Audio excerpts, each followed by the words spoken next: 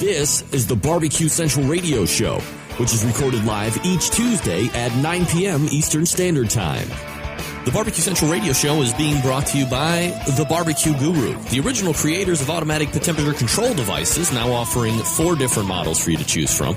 Rest easy knowing that The Barbecue Guru is controlling your pit temperature so you can get on with your life.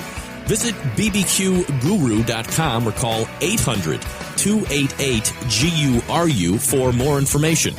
And by Fred's Music and Tasty Licks BBQ Supply, your online barbecue and grilling superstore. From cookers to grills, wood chips and chunks, and everything in between. Also be sure to try the Tasty Licks barbecue brand of rubs and sauces. Check Fred out online at tastylicksbbq.com. And by Stephen DeFranco Jewelers. Located in beautiful Willoughby, Ohio, Stephen DeFranco Jewelers is a family-owned and operated business looking to service the great folks of the barbecue and grilling world. Get free shipping and big discounts by mentioning my name and the term Barbecue Brother. Check out their inventory by visiting StephenDeFranco.com.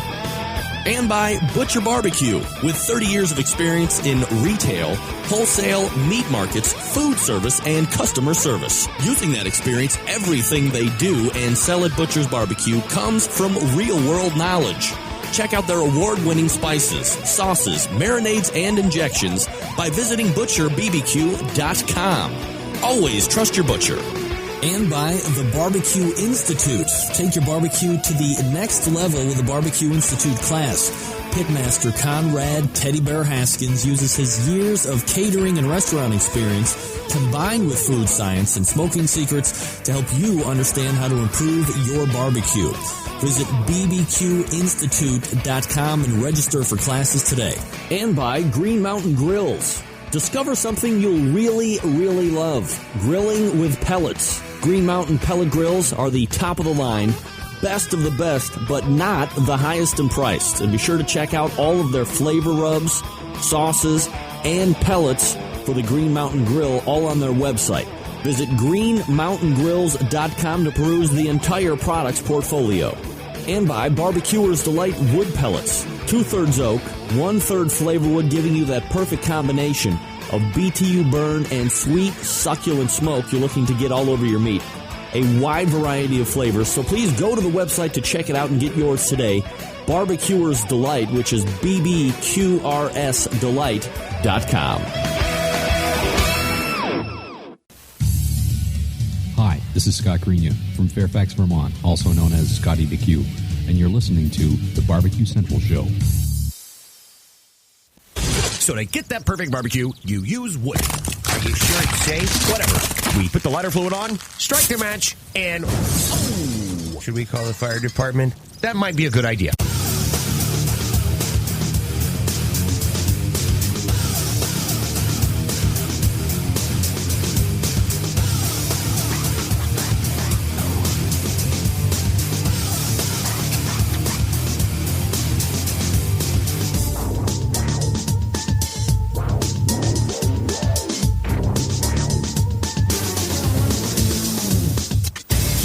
All right, let's do this. Welcome to the Really Big Barbecue Central Show. I am your program host, Greg Rempe, and this is the show that talks about all things important in the world of barbecue and grilling, broadcasting live and direct from the Rock and Roll Hall of Fame city of Cleveland, Ohio, rapidly becoming known as the barbecue capital of the North Coast. Thanks for joining me here on your Tuesday. Always happy and honored that you have decided to join me. If you want to jump in on the show tonight, you can do it, 877-448-0433. Greg at thebbqcentralshow.com. Those are 2 ways to get in touch with me if you want to do it. Otherwise, just lay out, enjoy the value of the show as it precipitates during the course of our time together. Again, 877-448-0433, Greg at thebbqcentralshow.com. First question right out of the box was, what's different? And it was rooftop, I believe. Big banner. That's right. You can't see now, which is way over here, the hokey bungee cord contraption that you saw last week. Couldn't stand it. The golf shirt isn't new. It's actually 10 months old almost, believe it or not. So, but, work and then right to softball practice. So, and then right from softball practice, literally right here. So, gotta get stuff done. Got the softball thing going on with the girls. So make sure that we're doing everything that we possibly can. So, big banner, obviously. It's a 4x8, so 4 feet high, 8 feet wide. So it's pretty substantial, but hides everything in the background now. So it's just me. It looks like I'm actually in my own little world now, my own little barbecue central world. Yeah. Great news for me, great news for you. You don't get to see little kids running around or potentially making fun of me or anything like that. Thank you. On the golf shirt and on the banner. All right, here's what's coming up on the show tonight in case you missed the newsletter. And again, if you haven't subscribed to it, I highly suggest you do it. You go over to the website, thebbqcentralshow.com, and you just sign up right at the top right. It says sign up for your newsletter, put in your email address, and bam, you're signed up every Tuesday at 3 p.m. Eastern Standard Time. You get the heads up on what's happening on the show. If you missed it, coming up in about 12 minutes from now, maybe 11 minutes from now, he's become a regular on the show. He's got his own thrice weekly live cooking / talk show on the internet. Sam Zien from the Sam Livecast is going to be joining me 35 past the hour. Heath Hall from Pork Barrel Barbecue will be making his triumphant return back in the jungle. Paul, cheapskate. Buy your own, brother. What do you think? I'm just going to throw it out? Come on, step up. Support the show. Actually, it doesn't support the show at all monetarily. Visibly, yes. So, great idea. Heath Hall will be joining me, so look for him 35 past the hour. Big win for him at the Pleasantville, New Jersey Sam's Club local qualifier. So we'll talk to him about that. Also, in the second hour, the future of barbecue. You hear about it a little bit on the production side of things when it comes to the show, but there's a new thing going. You ever wonder where the future of, or where the potential future is of competition barbecuers? Who's breeding them? Where are they coming from? Is there minor leagues of competition barbecue? Yeah, there is. It's called the Kids Queue. It's fostering kids at a young age, the enjoyment and the passion of live fire cooking. And I have some top contenders out there that could be potentially making the trip. Young now, 12 years old.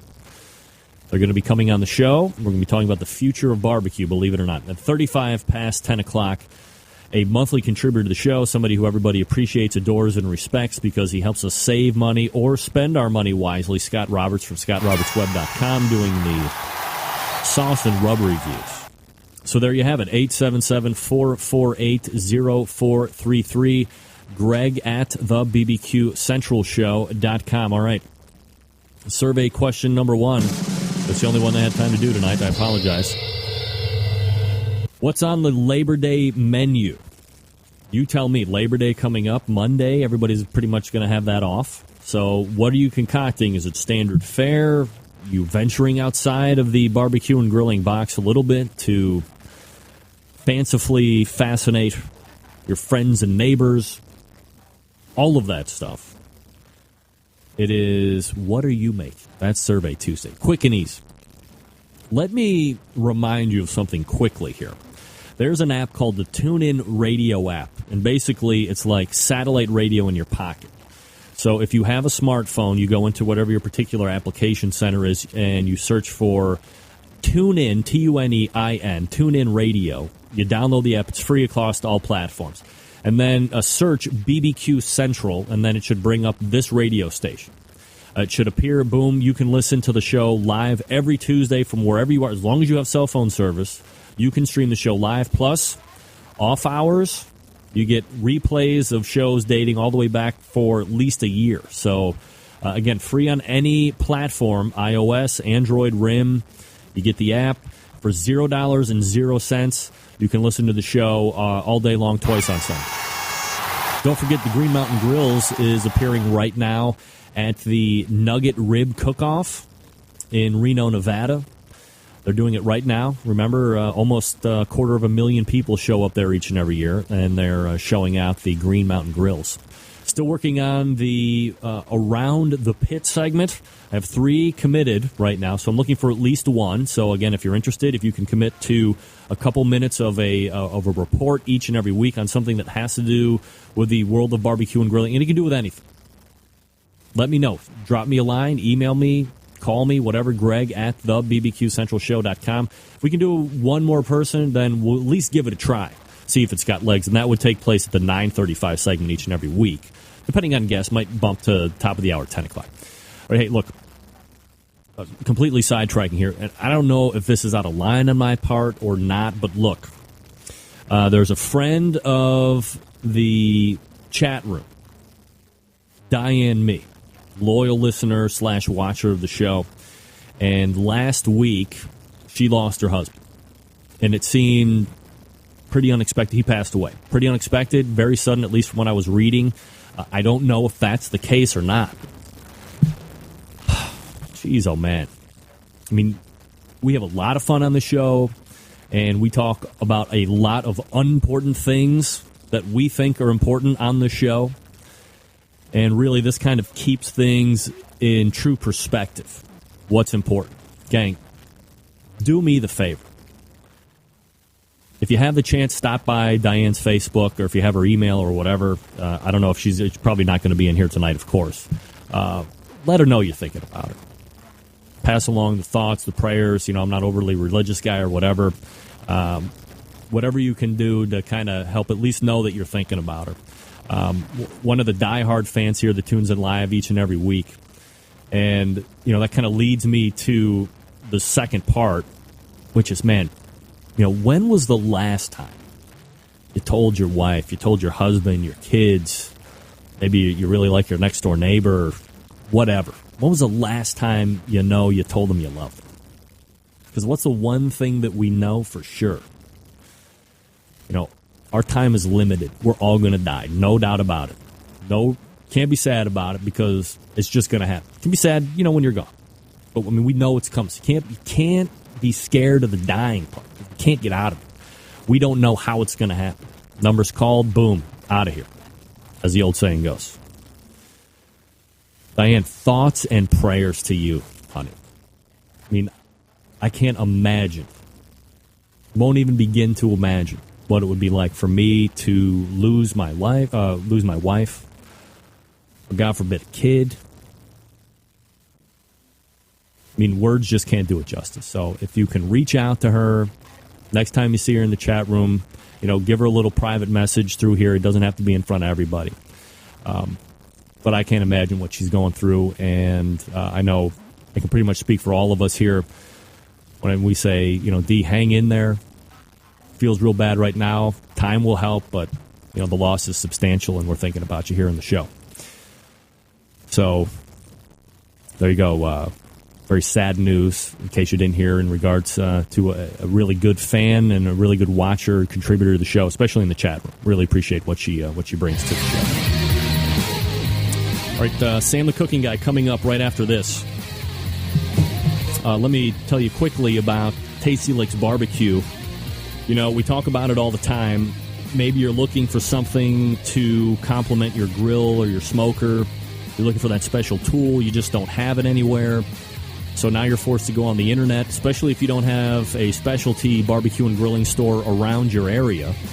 You're kind of in a bad way, right? Of course you are. So here's what you're going to have to do. Go on the internet. You want to deal with somebody that's reputable, somebody that's been in the business. And that's why you want to look at Fred Bernardo and the gang over at Tasty Licks Barbecue Supply. Probably widely considered to have the most complete barbecue and grilling items inventory on the face of the earth. All the items that you see on Fred's website are in stock. They are ready to ship to you directly.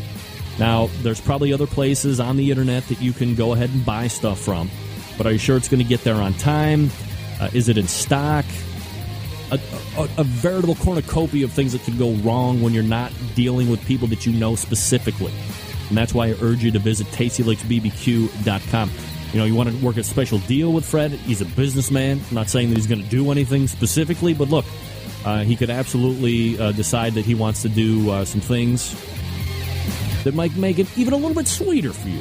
to do business with Tasty Licks Barbecue.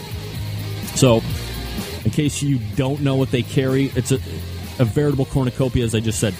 Grill, smokers, ceramic cookers, electric cookers, various charcoal types, wood chunks, chips, cookbooks, accessories. If they don't have it, you might possibly not need it at all. And on top of that, Fred carries many other sponsors of this show in his store as well. So you're almost doing like a 2-for-1, shopping at a sponsor. You're buying sponsors' products. It's the best of both worlds, really, when you think about it. And don't forget that Tasty Licks has their own line of sauces and rubs as well that has been doing very well, both in consumer business and on the competition circuit. Fred has done very well this year in competitions. So head on over to TastyLicksBBQ.com and let the confidence exude from you as you make your online purchase. Then enjoy your items upon delivery. And don't forget that Fred and the gang are there to help you out after the sale as well. TastyLicksBBQ.com. That's TastyLicksBBQ.com. We will be coming back with Sam the Cooking Guy right after this. Stick around. We'll be right back.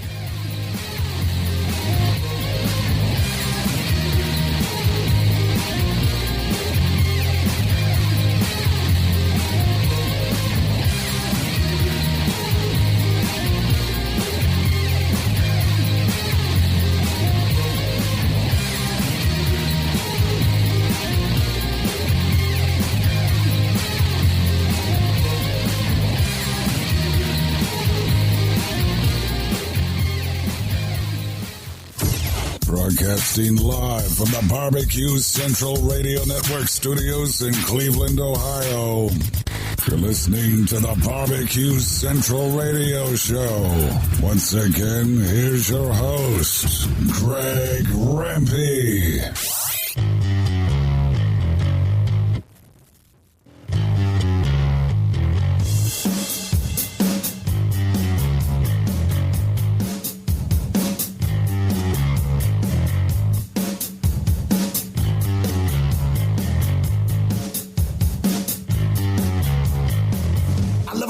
Like. All right, we are back. 14 past. 877-448-0433. Greg at thebbqcentralshow.com. Coming up in about 22 minutes from now, Heath Hall, Pork Barrel Barbecue. Talking about their big win at the Pleasantville, New Jersey Sam's Club local qualifier. We're out to Sam the Cooking Guy. He is on the clock.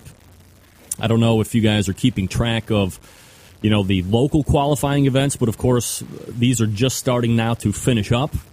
So next is the regional rounds. So basically what happens is, there's a number of local qualifying events that they started back in, was it like March or April? Some of it was like really, I think it was March.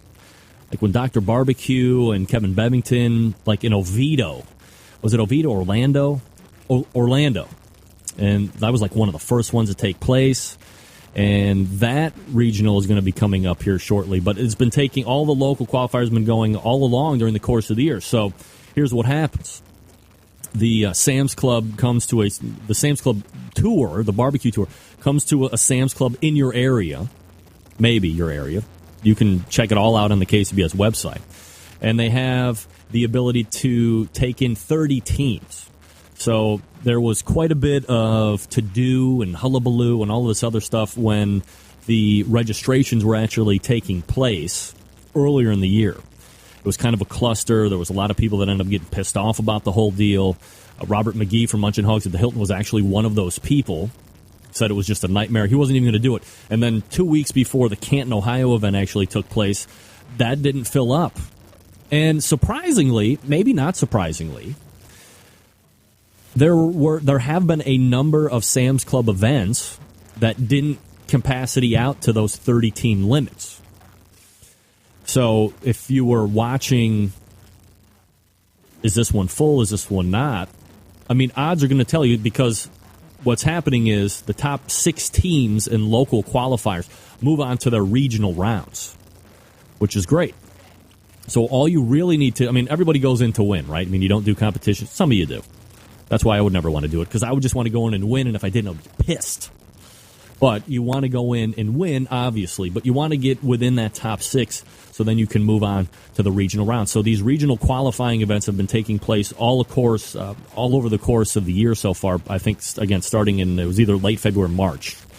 And the top 6 teams will move on to the regional rounds. So there are a few regional rounds that have taken place already. The first regional round took place May 12th in Albuquerque, New Mexico. The top 10 teams now moving on to Bentonville, Arkansas, into the finals. Who's Smokin' Now, Grills Gone Wild, Iowa, the Smokin' Hills, Route 66 Catering Crew, Sin City Smokers.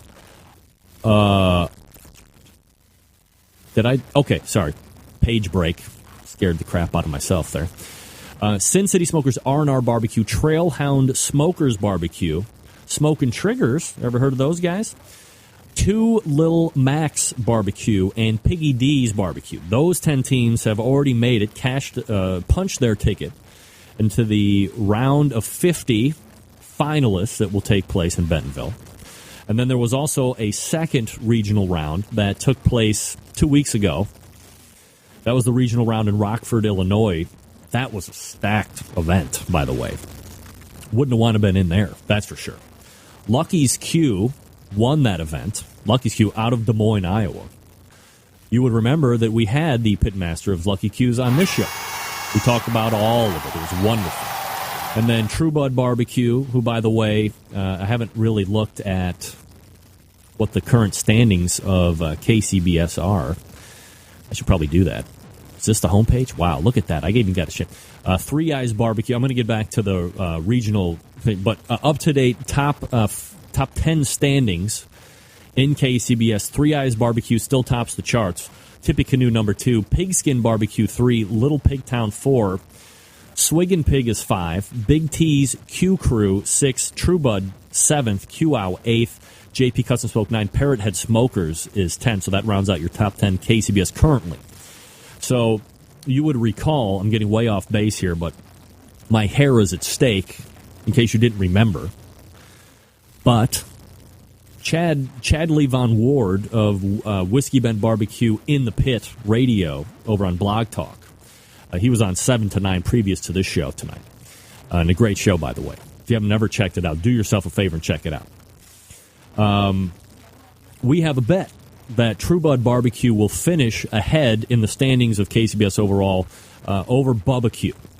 And if I lose that bet, I shave my head. And if Chad loses that bet, he shaves the... Did you guys watch him on Pitmasters? He's got some real big, like, long soul stash or chin stash or whatever he's got going. I think in any event, I lose out more, or I have more at risk, just in sheer mass. I mean, I wouldn't call it sheer mass per se, but it's a little more substantial than, chin. So, Chad, maybe you want to step that up a little bit. Maybe you want to shave your... You might even have a shaved head, right, Chad? I don't know. Do you have a shaved head, Chad? Damn it. Chorkman, I am a Centralite in Ohio. That's me, buddy. I'm the main Centralite in Ohio.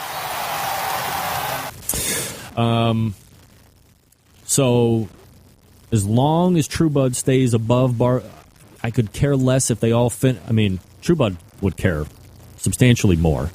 But even if it's like, 3,500 and 3,501, as long as True Bud is ahead in the standings at the end of the year, I can keep the very remnants of hair that I still have on my head. Sorry, I digress. So, the regional round that took place August 4th. So, these 10 teams will also be moving on to the final round, which will be in Bentonville. Again, Lucky's Q won, True Bud Barbecue, Smitty's Real Pit Barbecue, Big T's Q Crew. It's 5 o'clock somewhere. Reminds me of a song. Pigskin Barbecue, Brew BQ, Q-Ow, Smoke Hunters, and Spruce Ridge Smokers. So look at that. I mean, I want to go through, the top 10 in that first regional round. And, aside from Smoking Triggers, Sin City Smokers I'm kind of familiar with. But to be honest, a lot of that top 10 I'm not overly familiar with.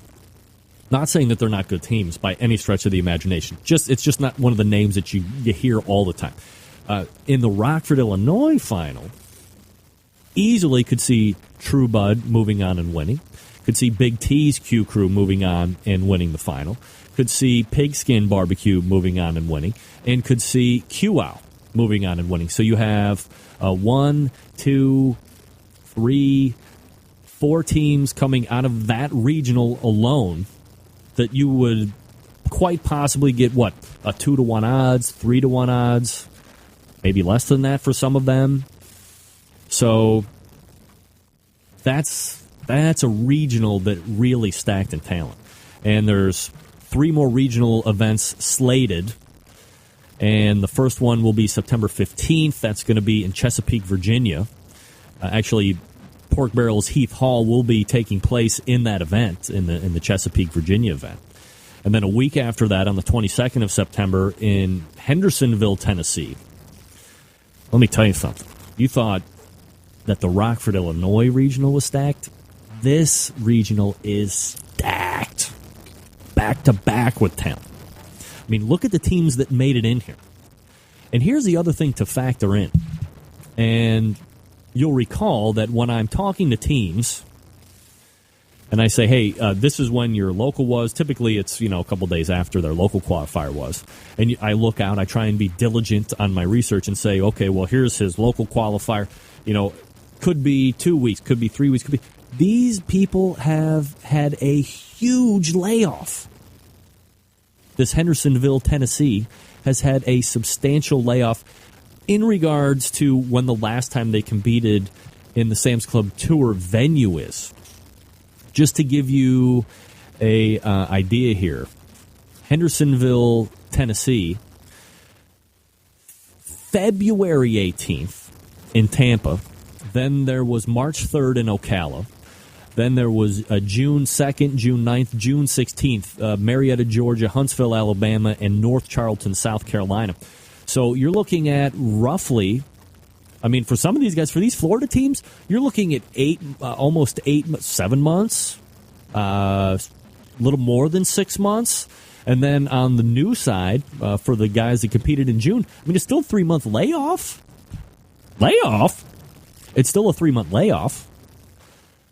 Granted, these teams are cooking probably more weekends than they're not. But again, when we talk about just Sam's Club, that's a pretty substantial layoff.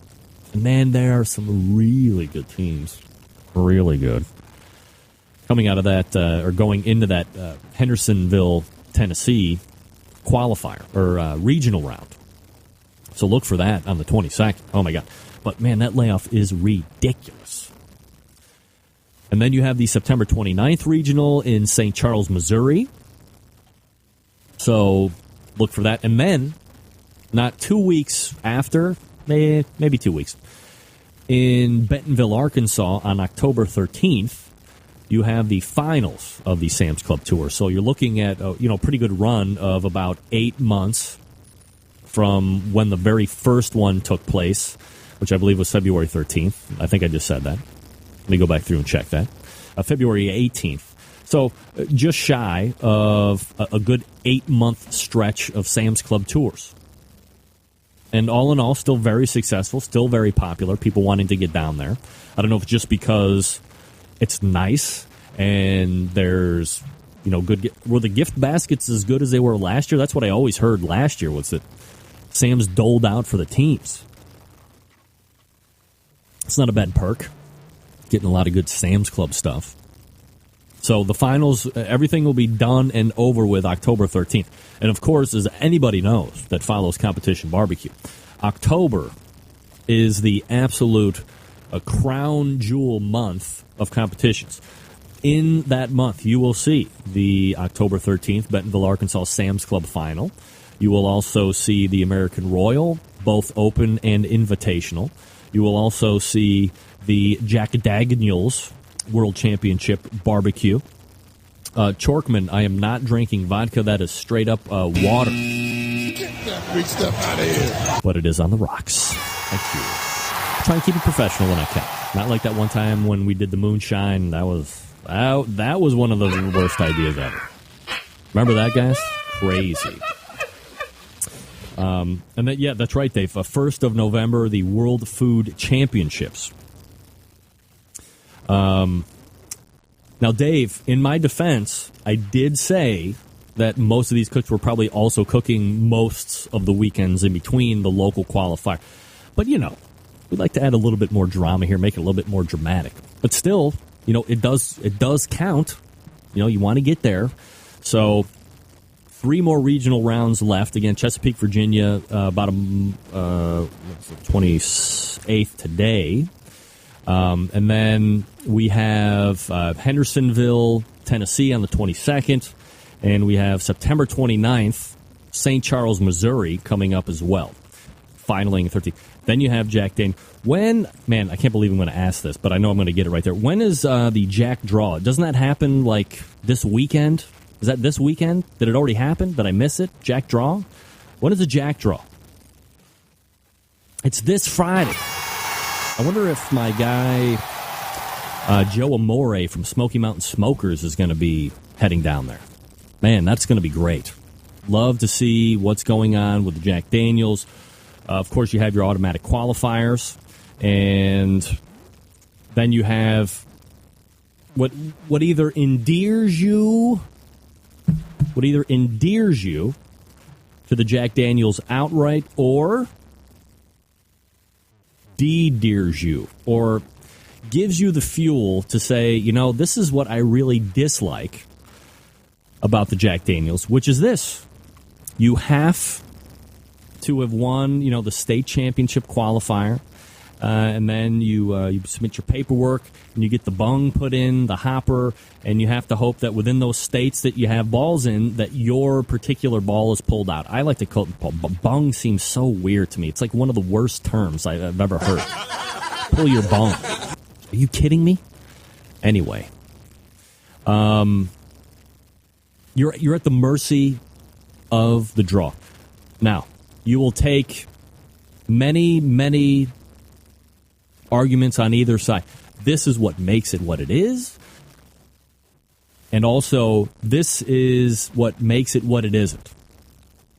Here are the arguments to both sides. You cook.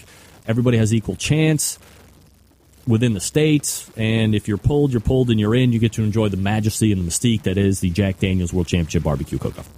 Conversely, my opinion is, for all of the hype, for all of the majesty that the Jack Daniels has about it, some of the best teams that win and qualify. Now, when I'm not talking about the the automatics, the people that win 7 grand championships, boom, they're in, no matter what. You've had a great year, you won 7 grand championships within a defined amount of time, you're going to go down. The last year's winner, automatically in. Last year, I believe, because I forget what it was. Is like IQ automatically in there now because they've won 78 years in a row or whatever the case is? But that you have the opportunity to get put in, and that there's teams that are on track to win Team of the Year that maybe they didn't win 7, but they don't get an opportunity to compete in the event because their particular bung wasn't pulled. That's the fascination. That's the argument. That's the conversation that takes place between Jack Daniels and American Royal Invitational. If you're winning and you're having a great year, you always have the option of going to the American Royal Invitational. You're going to get the invite. Now it's up to you to make the trek out. But you're going to be loaded up against all of the great teams that are out there, and there's no schneid. It's only a self-schneid. That's all. Not so with the Jack Daniels. And then, of course, you always have the opportunity to turn around the next day and compete in the Open with 500 of your closest friends. I mean, it's absolutely crazy, and that's just the way it is. So, I know there's a lot of people that have strong views either way, and it's just kind of the way it is, and maybe because I don't have it, then, or that I'm not competing or whatever, maybe I can't see both sides of it. That could be it. Let me type this quick email. Very unprofessional. H-E-B-U-L-E. We're just a little bit off time there on Sam the Cooking Guy, so we'll have to reschedule him for a different time. There you go. I wonder if you... Oh, man, Rooftop, I would. Here's the thing. I've checked into that any number of times, and here's the problem.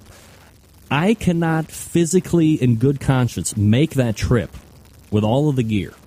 And I know that, people would help me get out there, give me booth space and all that stuff. But I need to have the ability to put a hardwire Ethernet cable into the back of a computer. I'm not going to bring the show all the way out there, which is like 15 hours for me to get out there. I need to have that hardwire internet. Because I don't want to get out there and do legwork for interviews and schedule guests, only to have wireless internet drop 50 times during the interviews and during a 3-day span, which I'm sure I would be out there for. It would be horrific. And it wouldn't be fun for the viewer, and then the naysayers would be out, and it would hurt the reputation of the product, and I don't want that. So until I can be guaranteed that I can pipe in directly through Ethernet cable, I can only just entertain that particular position. I would love to go down to Jack Daniels, too. I would love to go to the American Royal. I would love to go to some of the really big events like Pork in the Park or to the New Holland event that took place this past week. Would love to do it. Would love to get out and get some immediate feedback from teams the night before, get some prep. That would be great. No doubt about it. Would love to do it, but that's what has to happen for me in order to get out there and do it live. So start a petition. I will not do a tape show. Absolutely 100% not. I will not do a tape show. It's got to be live. We're going live. I'm going to do it live. So there you go. Sorry we missed out on Sam. We will reschedule him.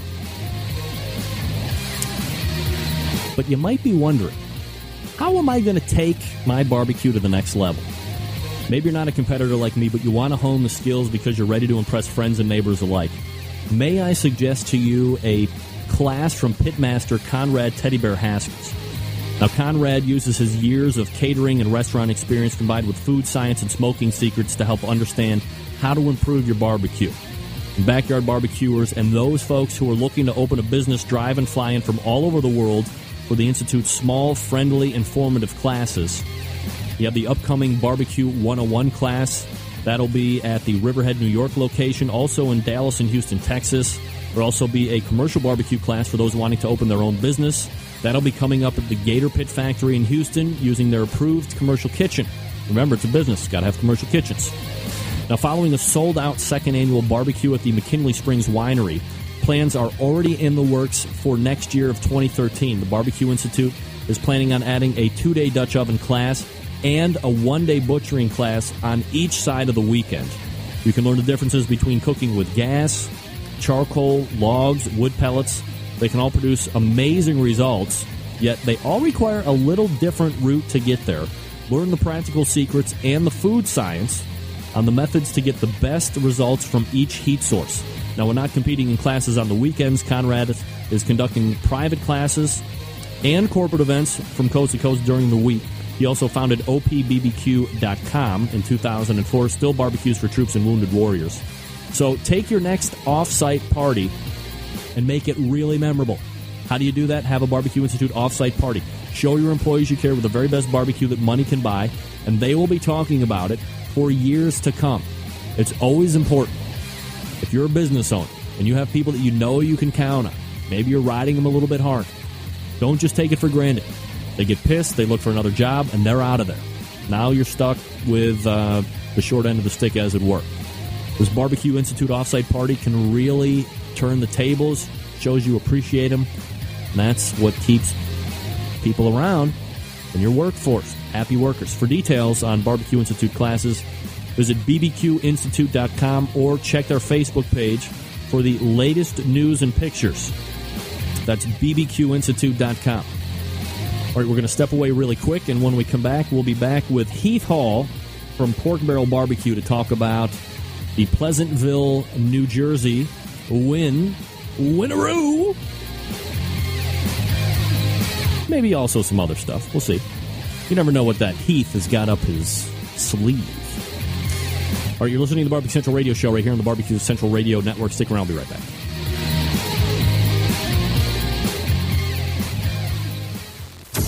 Get in the smoke. Call 877-448-0433 to get on the air. Now, here's your host, Greg Rempe. Big B, Moonshine Band, Suburban Boys Records. Let's go! I'm an outlaw. Give me 2 shots. We don't need a radio. Bring a jukebox for my outlaws. Bring me 3 shots. We can race hell before the speed stops. I'm a whiskey drinking SOB. If you don't. All right, we are back. 37 past the hour. 877-448-0433. Greg at thebbqcentralshow.com. Let me dump that real quick. My next guest tonight, fresh off a Sam's Club local qualifier event in Pleasantville, New Jersey. Happens to be half of the team that makes up the economic juggernaut that is Pork Barrel Barbecue, finding success in the sauce and rub world, the competition arena, and most recently in the restaurant business. We'll touch on some of that over the course of this segment, so we go ahead, race over the hotline, and bring back friend of the show, Heath Hall. Heath, how are you, buddy? Heather. Hey, what's up, buddy? Hey, how are you, Heath? I'm good, man. Good. Always appreciate you taking time out here for the show. Heath, before we jump into some of the Pork Barrel interests that don't relate to competition, Sam's Club qualifier rose through Pleasantville, New Jersey. And, of course, let me even get a more omnipotent view from it, from your perspective, being the pitmaster, or at least you and Brett, and how you game plan this thing. You know, when you show up, you know it's a Sam Club event, you know the criteria that needs to be met. Are you going in looking to win and hoping for 6th place? Are you just going hoping to finish within the first 6 spots to move on to a regional round? Are you just hoping to finish in the top 6? Where's the mindset as you look at, because you know it's kind of different than some of the other competitions in that regard. I think any contest we go to, we're looking to win. I mean, if you're not looking to win, why are you even doing it? Certainly, you've got a little cushion here. You can finish in the top 6, and that would qualify you for the next round. But we're always looking for a win. All right, Heath Hall joining me here on the show. So when you show up, you load in, everything's set up. There was it a full complement of teams there that ended up maxing out at 30? 30 teams. All right, so you had a full complement of teams there, so you know you're going to have to be, you know, in that top 5th, roundabout to at least move on to the next round. How did you feel about the cook overall? We'll get into the categories a little bit more specifically here in a second, but anything out of the ordinary you had to deal with in New Jersey? You know, we thought it was a pretty smooth cook. This was our 12th cook of the year, so we've really been, doing a lot of cooks and have really pretty much have our process down pretty well at this point. And I think that the only thing was a little concerning. There was a pretty good threat of rain. We got a little sprinkle, but not too much. But otherwise, it was a smooth cook. All right. So as we delve into the category finishes here, how far of a drive is that for you to get out there to New Jersey? Well, it depends on when you left. I left in the morning on Friday. It took me 3 hours. Brett left in the afternoon. It took him about 5.5. 5.5 hours. All right. So chicken is always the first category called out. No call in chicken. You end up getting 14th overall. Were you happy with where chicken was at as you were turning it in? Did it feel a little off to you? What did you think? I thought the chicken was great. We took first place a couple weekends ago in Bel Air at the Maryland Barbecue Bash with our chicken, and I actually thought this tasted better. So we were really shocked when we didn't hear our name called in the top 10. And, like I said, we thought we had a good cook, and we were thinking, oh, God, maybe we don't know what we're doing here today. So we were really pretty shocked with that 14th finish because I thought it was a pretty solid turn-in. Do you taste the chicken prior to turning it in for any type of a seasoning adjustment, or you just kind of let it ride and turn it in because you're so familiar with the process and the flavor profiles?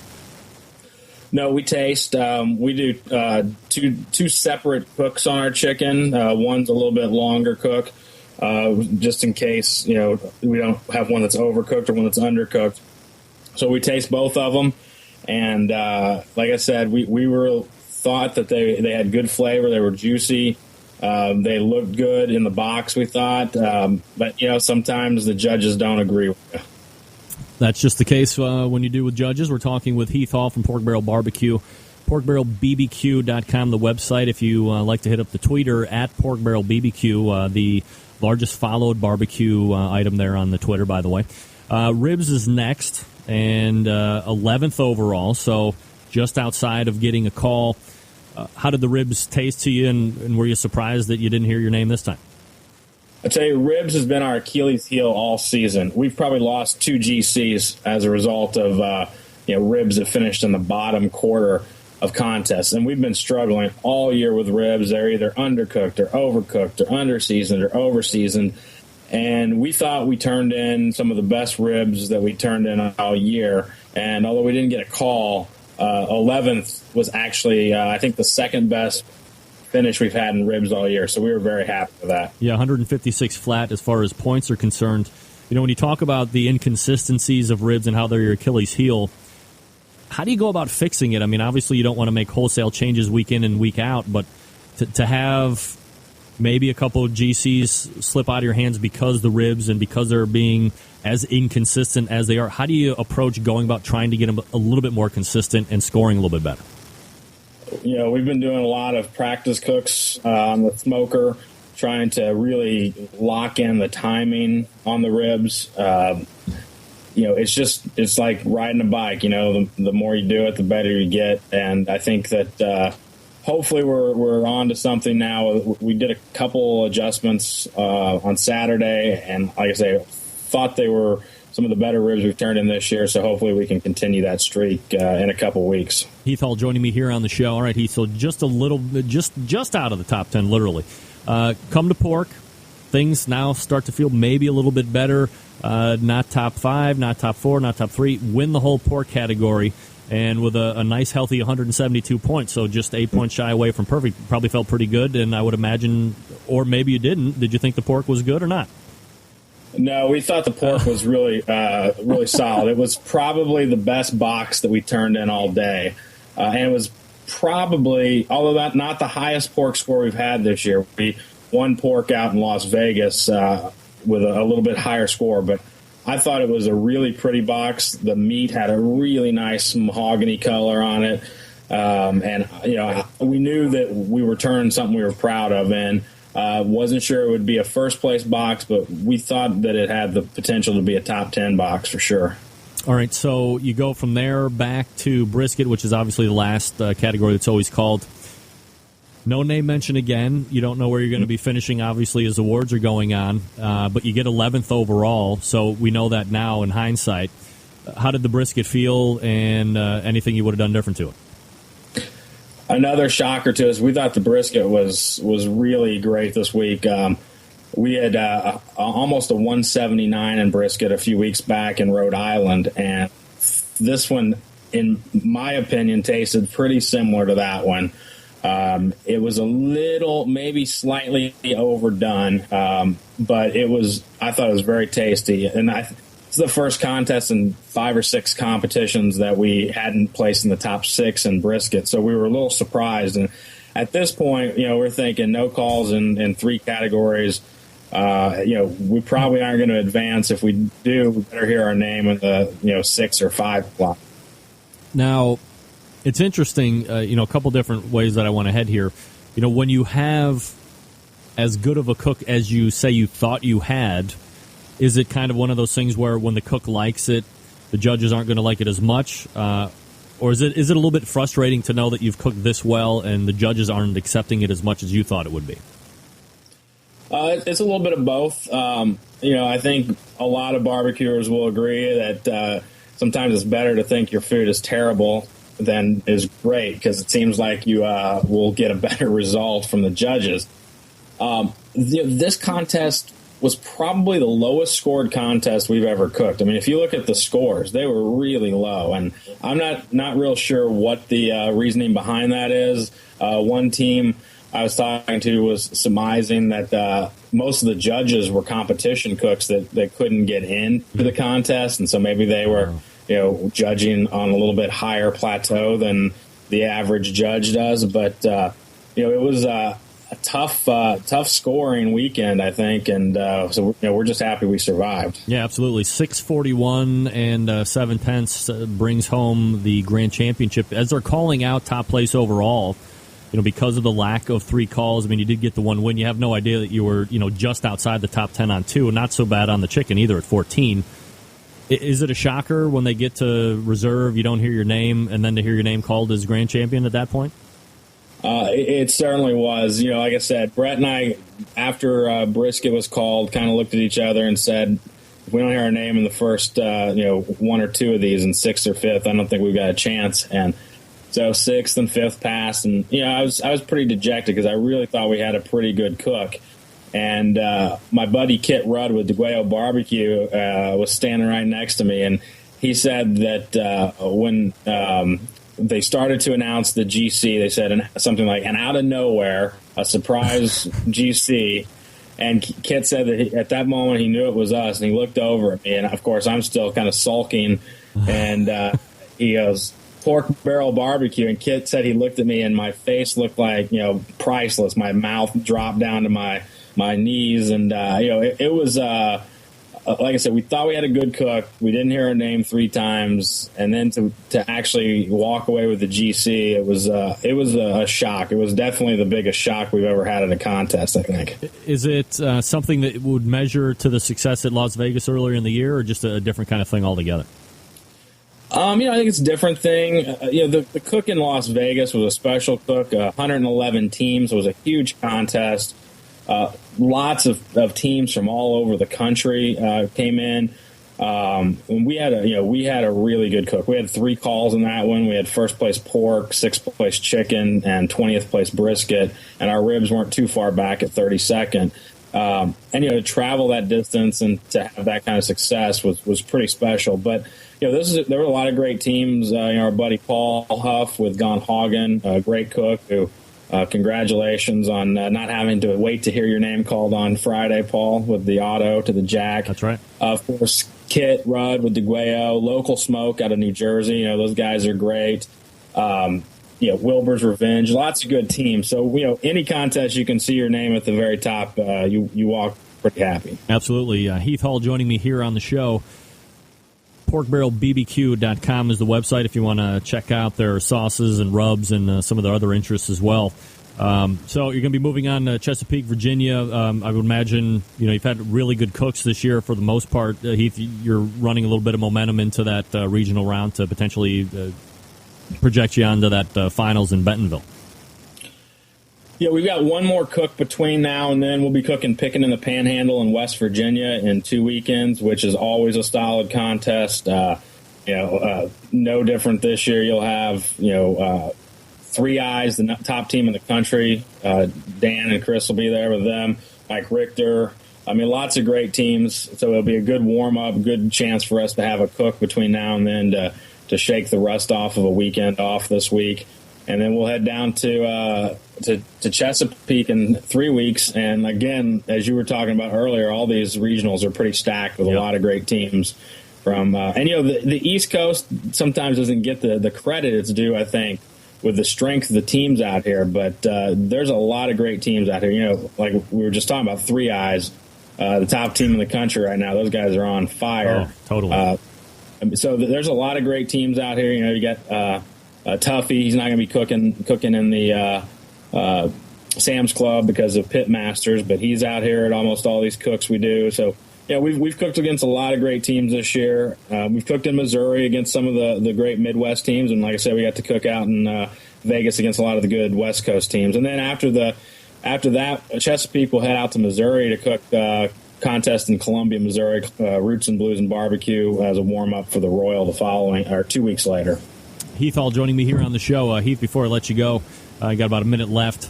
Obviously, you've opened up the restaurant recently. Everything's still good with that, and I would imagine the reviews are still glowing. Restaurant's going great. Our biggest problem some nights is keeping meat available. We're just selling it faster than we can produce it to the quality that we want. We were fortunate enough to be recognized by Food and Wine magazine as one of the best new barbecue joints in America in their June issue. We had a great piece on the restaurant and on us in Inc. magazine last month, so we continue to get a lot of nice reviews, and certainly invite anybody that's in the D.C. area to come check us out. Shoot us an email, and if we're in town, we'll come over, or if we're not going to be at the restaurant, and see you. And just as a teaser, hopefully you'll have me back on pretty soon for some big announcement that we have that I think will be very positively received by the barbecue community and be used very widely and viewed as a beneficial tool for everyone. Any clue that you can give us? Any nugget? It will be very beneficial to everyone out there. You will love it. I promise you. The folks who we have shown this to have been very excited about the prospects of it, and we're very close. And hopefully in the next couple weeks, maybe I can even come back and give you a formal announcement right here on your show. Let's book a date when you can do it. I'll be more than happy to obviously have you guys back on and talk about whatever this new thing that is going to potentially. And it's not cologne. It's okay, yeah. Fred Gross asking if it was ass-paste cologne. It is not cologne. All right, not cologne, so that's good, right? This is something that everyone will find useful. Everyone will find use. All right, so I'm just dying to find out what it is. So as soon as it is green lighted on your end, get in touch with me. We'll book you back on, and we'll announce it to the veritable world. We'll do it. Thanks, buddy. Good luck to everybody who is waiting on the Jack Draw this week. Hopefully you guys hear your names called. All right, Heath, thanks for coming on tonight. I appreciate it. Thanks, buddy. There he Have is. a good night. Heath Hall. Pork Barrel Barbecue. Ass-paste cologne. Ass-paste cologne. Call manufacturer tomorrow. Make millions. Absolutely. Probably not a big money maker there. Jack Draw. Wonder what we're going to talk about next week. All right, we're going to come back and wrap up the first hour, and then we'll be pointing to the second. Big guests coming up at the second hour, by the way. Look, I've been talking about this special for weeks. Revolutionizing the barbecue seasoning, sauce, and world, whatever you want to talk about. Butcher Barbecue, Dave Boskin. Look, what's the catchphrase? You always trust your butcher, right? Fair enough. Easy to say.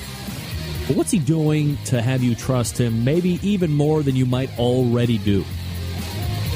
Simple. Let me tell you about it. No other company in the world, as it relates to barbecue, is not only trying to make their own customers happy right now, but their competitors' customers happy as well.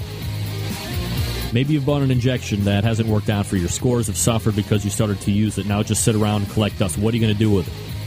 You're going to trade it in pound for pound now at Butcher's Barbecue. You go to butcherbbq.com, you click on the trade-in link at the top right of the navigation. And once you get there, you fill out the form, you print it off, you seal up your trade, you mail it into Dave. He'll send you back Butcher Barbecue beef, pork, or prime injection. Look, we all do it. You spend some money to find out that the product is bad. Now the wife is upset because you could have taken her out on the town. How many times have you been in this situation? Spend that money on a product. When you realize it isn't that great, you're in this vacillating situation. You won't use it again because it was too expensive to just throw it out. Now you're stuck. But not with a new trade-in program from Butcher Barbecue. Butchers will match it pound for pound. You have nothing to lose, only great products to gain that have been time-tested by many of the award-winning top pitmasters and teams out there on any competition circuit. FBA, IBCA, KCBS, NEBS, Great Lakes Barbecue Society, you name it. Butchers will honor any commercially made product along with its partial or complete label, so you can't just whip up something in your kitchen and put it in a cellophane bag and send it off. No. Now remember this, there is a strict limit of 5 pounds per item per household. All products will be weighed at the time of arrival. That amount is final. If you have any questions, contact Dave directly via the butcherbbq.com website. This is called the trade-in program. That's happening right now at butcherbbq.com. And again, it's just one more way for you to trust your butcher. If you didn't trust Dave now, how could you not trust him? He's looking to take bad product away from you and give you great product. Who does that anymore? Nobody. butcherbbq.com, the trade-in program. Hook up with it, for crying out loud. Improve your scores. Get your wife unpissed at you. Coming back to wrap up the first hour. Stick around. I'll be right back.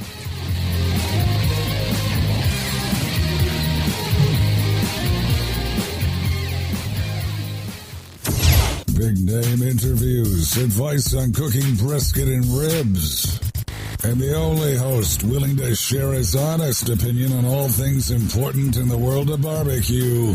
It's the Barbecue Central Show.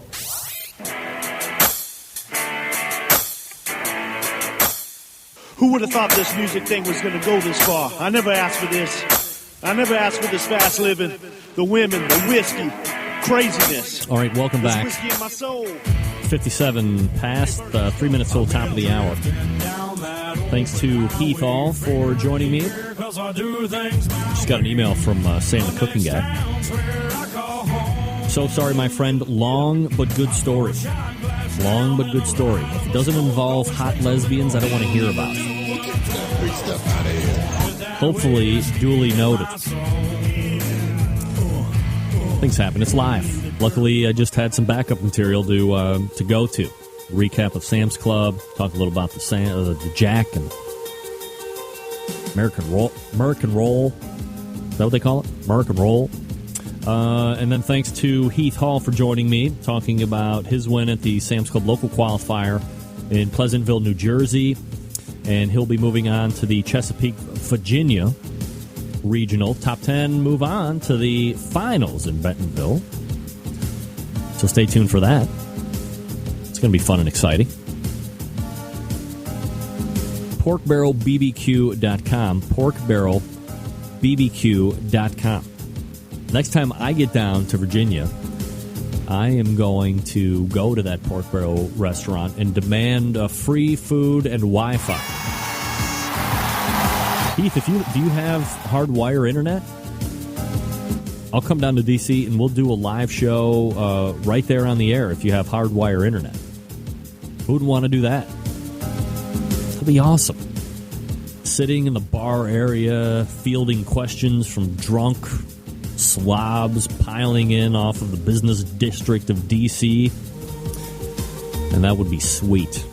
All right, Heath, we got to work on that. Let's get our PR people on that immediately. See if we can't make it happen. But it's got to be hard. It's got to be the wire. I'm not doing any wireless. Signals will drop. People will call for my head in the utter disillusion of the Barbecue Central radio networks. Can't handle that. All right, we're going to point to the second hour. Second takes coming up.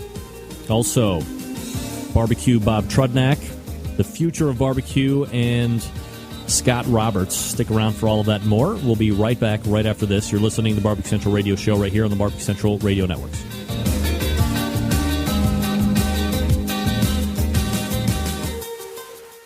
Hi, this is Larry Wolf of Wolf Rub Barbecue Seasonings, and you're listening to Barbecue Central. From my heart and from my hand, why don't people understand my intention?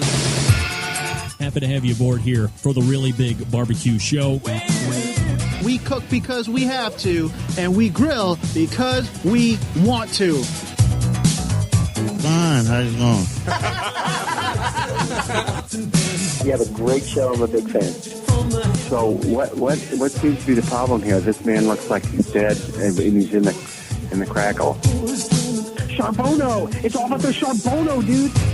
Succulent fish, what? He ate 54 wieners.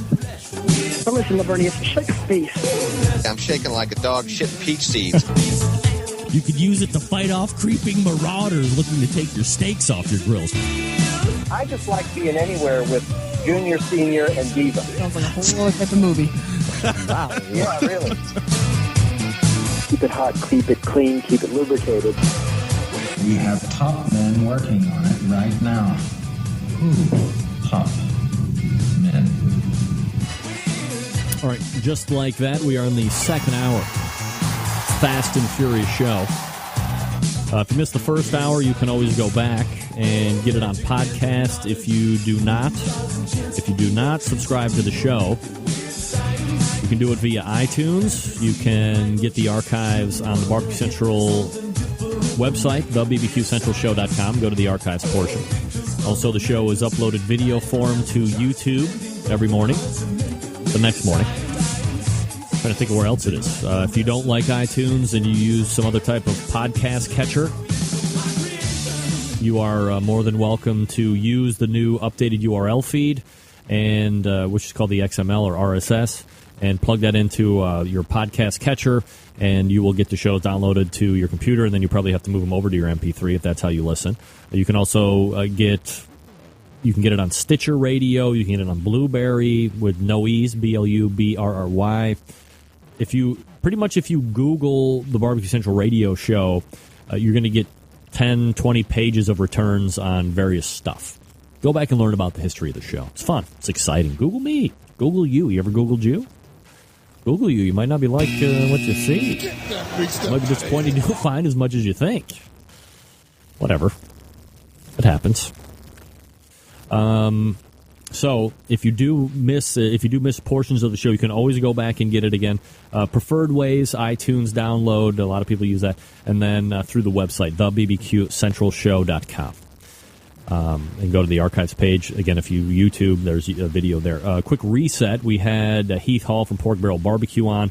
We did recount his victory in Pleasantville, New Jersey this past weekend. They will be moving on to the regional round in Chesapeake, Virginia on the 15th, so in about 3 weeks' time from now. And then if he finishes top 10, they will move on to the finals, which will be in Bentonville, Arkansas, October 13th, I believe it was. So there you go. 21,700,000. Wow. Fans without tomatoes. No, bring the tomatoes. I love me a tomato sandwich. 4 thick sliced tomatoes. Lay them on white bread that have been slathered on either side with mayonnaise, some fresh cracked pepper, a little sea salt on top, pushed together, let it sit 5 minutes for melding, and eat. Oh, my God, is there any better sandwich than that? Oh, my God, it's the best sandwich ever. Love me fresh tomato sandwich. Maybe you don't. It's your problem. More for me. That's fine. All right, Survey Tuesday question. Only had one. Well, I had time for. What are you making for on Labor Day? It's up in the air for me. It's probably either going to be hot and fast like steak, or we might go traditional ribs on the grilla. Patrick, you had it around the...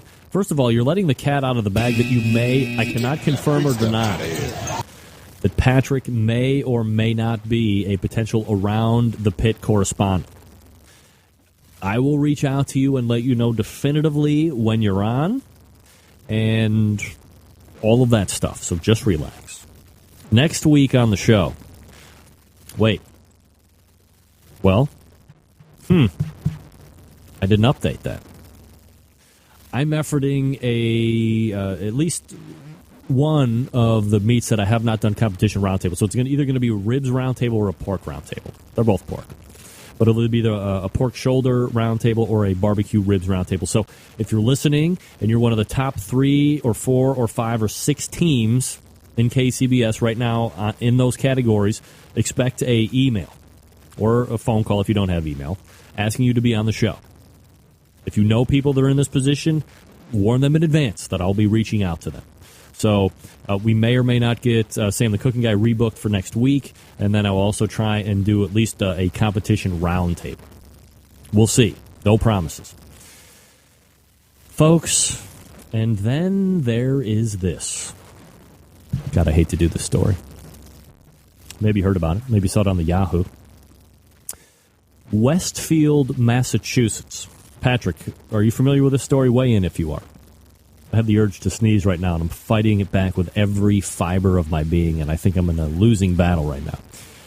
A Massachusetts couple boating on a lake drowned. Sad news. Never good when people die. They drowned after jumping into the water to rescue their dog. Their dog? Well, what's the irony of this?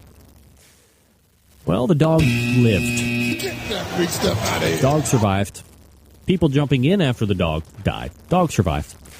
Police say that a small dog named Sadie jumped into the Hampton Ponds in Westfield on Monday night, prompting 64-year-old Donald Sear to follow his pet into the lake.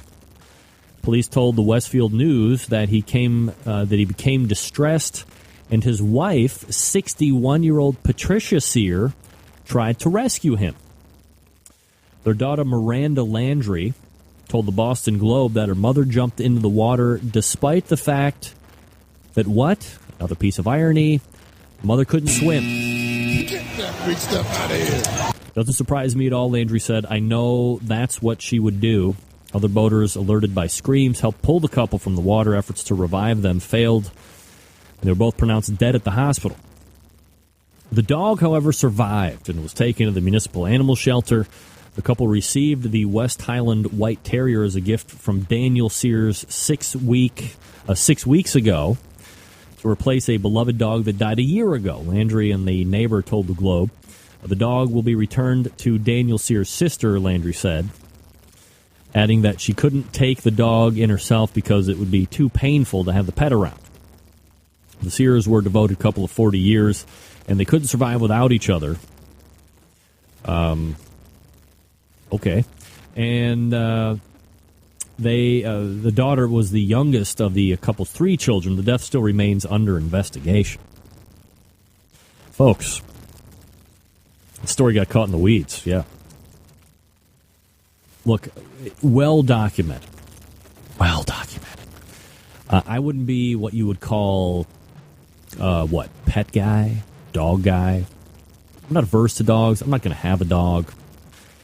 And I understand that people have a loyal attachment. They're part of the family, and when the dog dies, there is mourning of excess and all of this stuff. There needs to be a line drawn, folks. If you're out on a boat, leave the dog home. What's the dog need to be on the boat for? Dog might get curious, jump off the side. Little dog, young dog. Dog might not know how to swim that well. Now you're put in a precarious position. Don wasn't a spring chicken. Not old, 64. I mean, not old. Can't rescue the little dog. Probably the water was very deep. He wasn't able to tread water and save the dog at the same time. He becomes distressed. What's to do? The people in the boat that can't swim jump into the water to help the people that are having trouble swimming. That's never good. As tough as it would have been, folks, self-preservation has to kick in. Kiss the dog, throw it away, swim back to the boat. Let the dog go, man. And the fact that these people died and the dog saved, I can only imagine and I can only hope that the Sears in their passed-on state now are finding some type of solace in the fact that the dog was able to survive, because that's why they jumped in the first place.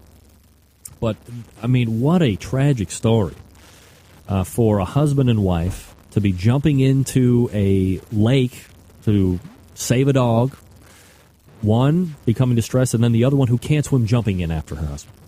What is going on here? Absolute tragedy, very sad. Please commit to me, folks, that if you are going to bring your pets on the boats, there has to be a firm line drawn in the sand that if distress happens, the dog is going to have to come second. You're going to have to save yourself. No matter how much you love the dog, guess what? You can always buy another dog. Can't go out and buy another human. Always hard to buy a human. I know. Wear the life jackets. What are you doing on the boat when you can't swim? All great questions. A lot of people get on boats that can't swim. A lot of those people wear life jackets.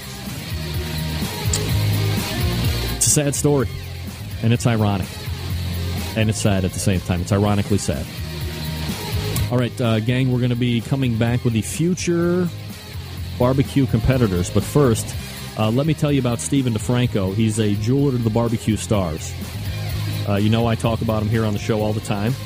Let me quickly race over to the product cam. This is a watch that I picked up mere, 3 weeks ago now or whatever it is? It's not going to focus, right? Of course it's not.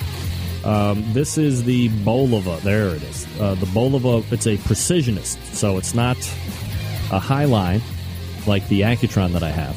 Right in the middle, so it's not going to break the bank. Here's the great thing. I mean, look at the customization right there. You see right there at the top left and right? Probably not there. Oh, it wants to focus. It does. I know it does. And, forget it. You know, you're going to see the watch on the website, and you're going to probably poop a little bit, right? Maybe a little bit. Because you don't want to pay $600, $700 for a watch. I get it, man.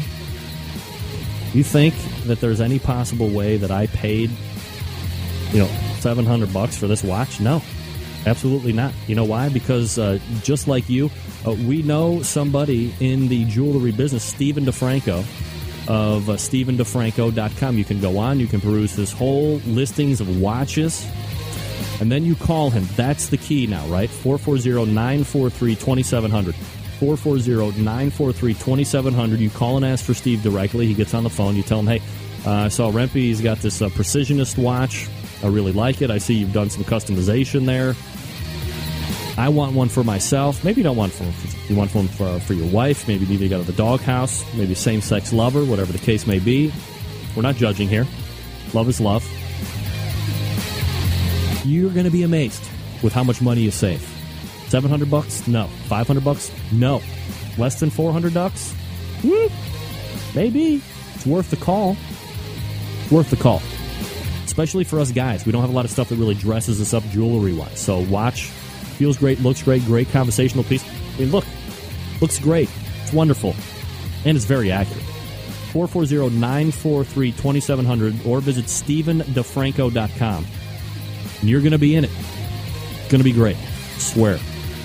440-943-2700. The future of barbecue when we come back. Stick around. It's the Barbecue Central radio show right here on the Barbecue Central Radio Network.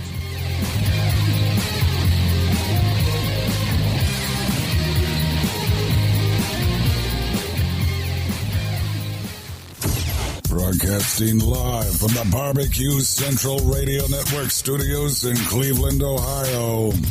You're listening to the Barbecue Central Radio Show. Once again, here's your host, Greg Rempe.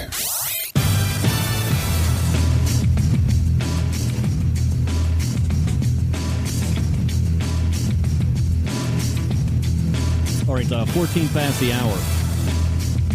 877-448-0433. Greg at thebbqcentralshow.com. Gang, I talk to top pitmasters every week on the show. We hash out their cooks, what's good, what's bad in the world of barbecue, all that stuff that you've come to love and expect from this show. But where is the next crop of great barbecue cooks coming from? Who's fostering the love of the live fire?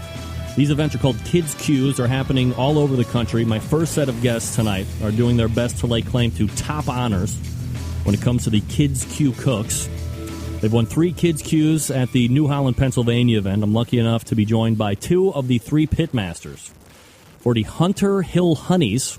So let's go ahead and race over to the hotline. We grabbed 12-year-old Maddie Trudnak and 12-year-old Allie Cole. Ladies, welcome to the show. Happy to have you aboard here. How are you? Hello. Hello. Is this Maddie? Yes. Thanks for having us on the show, Greg. Maddie, how are you tonight? Good. How are you? Doing absolutely fabulous. I appreciate you staying up very late to be on an internet radio show with me to talk about Kids Q's. Now, is Allie Cole with us as well tonight? Actually, today we have Allison Trippetti. We couldn't have Allie Cole. She's at the beach. At the beach? What is she, fist pumping and doing all sorts of crazy stuff? All right, so we have Allison Trippetti, who I was just going to mention in passing, but we'll go ahead and ditch Allie Cole since she's at the beach, probably getting a tan. Not too much, I guess, right now. But look, before we get started, I do want to make mention That one of the other team member now is 12-year-old Allie Cole. So we want to make sure that we're giving her proper mentions right here from the outset. Feel free for the other two to reference her as you need during the interview. But Maddie, let me start with you first. Your dad, obviously, Bob Trudnak of the Barbecue Guru, pitmaster there. Typically, barbecue and grilling seen as a male or a boy thing to do. Is this something that you like to do because of it's something that your dad does, or you just really like cooking over live fire? Well, I really enjoy cooking, and my dad really got me into it, so I guess without him I wouldn't really do this, but I'm glad he cooks because then I get to experience it. Allison, what about you? Do you have a family that likes to get outside on the weekends or maybe even during the week, do a little barbecue and grilling, or is it not necessarily the same thing for you? Well, my family doesn't cook as much, but I'm usually hanging out with Bob and Maddie, so I get to enjoy the cooking experience as well. It's Mr. Trudnak, lady. Little respect here, please. He's a grand championship winner. Oh, my goodness. All right, Allison, were you nervous at I don't know if you can remember all the way back, but were you nervous at that very first competition, or were you just looking to have fun, you do your best, and whatever happens, happens? Well, I wanted to make sure that it was still fun, but I was still nervous because it was our first time. Yeah. What did you think? Was it better than you expected? Was it about the same? Did you not have as much fun as you thought? Well, it was much more fun than I expected. And it was just a really great time because everyone was saying to not get our hopes up if we don't win, but then we came out with the grand champion, and it was a good experience. Always fun to win. Maddie Trudnak and Allison Trippetti joining me here on the show. They're pitmasters of the Hunter Hill Honeys, and they won the grand championship for Kids Q. Maddie, let me ask you this, and it's probably maybe a little bit different for you because of who your dad is, who he works for. You know, he's won a lot of big competitions, so it would seem natural for somebody in your position to maybe feel a little bit more pressure than some of the other kids to do better. Is that the case for you, or not so much? Well, I feel like if they do better, I'm happy for them, but also, yeah, it makes me kind of upset because coming from my dad, he being grand champion, I want to be grand champion too. So, yeah. Now, Maddie, yeah, what are you guys cooking on? What kind of a cooker do you use? Oh, we're cooking on an Onyx oven. Oh, of course you're cooking on an Onyx oven. I hope you had to pay a full price like the rest of us had to, just because your dad is a businessman. Now, look, Maddie, what are you responsible for cooking on the team? I'm responsible for cooking the beef tenderloin. Oh, we all have our own categories. There's 3 categories. So there's beef, chicken, and chef's choice. And I'm responsible for the beef. All right. And Allison Trippetti, what are you cooking? I'm responsible for cooking the chicken. The chicken. Now, what cut of chicken do you use? We cook chicken thighs. Chicken thighs. All right. Very good. And are you using a special rub or sauce, or is it something that's homemade that you're bringing? We make our own rub and Really? we use a special injection. A special injection? Is it homemade? Yes. Wow, absolutely fantastic. I have to say, I didn't really expect that, but you girls are wowing me at every turn.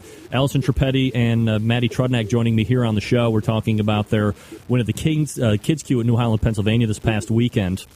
So I would imagine Chef Choice is left up to Allie Cole then, right? Yes. Allie,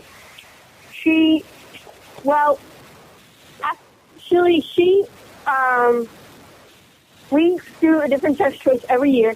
So this year my dad told us that maybe we should try something different. So we did shrimp tacos, and we did shrimp tacos, and Allie did shrimp tacos, and they turned out very well. Yeah, absolutely. Shrimp tacos sound absolutely fabulous. Maddie, when the announcement is made overall that the Hunter Hill Honeys win Kids Q, how pumped are you? Is there a lot of shrieking and screaming that girls do, or because maybe you've won this event 2 times prior, is there a little bit more professional feel to it because of those past successes? Well, we are very excited, so we're like screaming and shouting. Of course. And my dad screams a lot more than us does. That's why he's a ladies' man. All right, so, Maddie, let me ask you this. You've had, a good amount of success. You're 12 years old, so still very young. Do you have plans at this point, as we talk right now today at 10:21:44 seconds, of going into the professional competition world at some point like your dad does? Yeah, actually, yes, I do. All right. Allison Trippetti, same question to you. You've had success here on this team. Do you have plans to continue into the professional side of competition barbecue as well? Yeah. All right. Now, do you find it at all intimidating that you would be going into a sport that is more predominantly male, or does that not concern you so much anymore? We kick butt every time, so we're not very worried. Yeah! Bringing it strong, ladies. All right, so Maddie Trudnak, Allison Trippetti joining me here on the show. Ladies, obviously I wish you nothing but continued success. And this, 3 out of 4 from what I understand. So you're doing absolutely bang-up job. I want to thank you so much for coming on tonight. Maddie, let me ask you a question. Is your dad home at all by chance? Yeah, he's right here. And did he compete last weekend? Yeah, he also won Grand Champion. He did? Oh, well, I didn't have any plans to talk to him tonight, but might I possibly get a word with him? Yeah, Great. I would love to talk with him. That would be great. Hey, Greg, how you doing? Bob! I know we didn't have plans to talk tonight, but Maddie told me that you had won Grand Championship also. I figured, well, geez, I'd rather be talking, Kids Q and where the future of barbecue is leading, but since we got a show sponsor, better bring him on, talk about New Holland. So, pretty good. And you've strung a couple good competitions in a row together now. Yeah, I don't know how I can follow up their interview, but I'm going to give it a good shot. We had a tough season. Beginning of the year was a little. We took a grand in the beginning. We cooked with one of our sponsor team, Local Smoke, and took the grand in Maryland. Then we were up and down, and I kind of said to myself, we got to figure out what's going on here. We can't be this inconsistent. We kind of honed in on some flavors and we're doing well right now. We took a third, a reserve, and a grand 3 in a row. Bob Trudnak joining me here on the show from the Barbecue Guru competition team. Was there anything that was out of the ordinary that you had to contend with over the weekend in New Holland, Bob? Anything out of the ordinary? I'm sorry, I didn't hear that. Yeah, anything out of the ordinary that you had to contend with? No, I'm sorry. I still can't hear you. Oh, was there anything that happened that you didn't really plan for or that was out of the ordinary? Oh, no, not at all. Everything went pretty smooth for all the contests. We get there Thursday night. We try to get there the night before the contest starts, have a few drinks, get the party on our system, and then we get serious. So everything went pretty well. Now, if you go back and look at the line score of this competition, like literal hairs separating Barbecue Guru and Cool Smoke. You're finished at a 661, 7-142, and Tuffy was at 661, 7-138. So literally hundreds of thousands of points separate you two. You know who made me realize that was when we went up for the grand. Tuffy stayed up there after getting his reserve and gave us a hug. And as he walked away with his score sheet, he turned around and came right back to me, and he was holding that paper up in the air, and he said, "Do you know what you won by?" And we looked at that sheet, and I couldn't believe it. A hair, just a hair. Yeah, maybe not even a hair. When I looked at it, I saw that we tanked chicken. I mean, we tank chicken. And I've taken my chicken to a new level in these last two contests.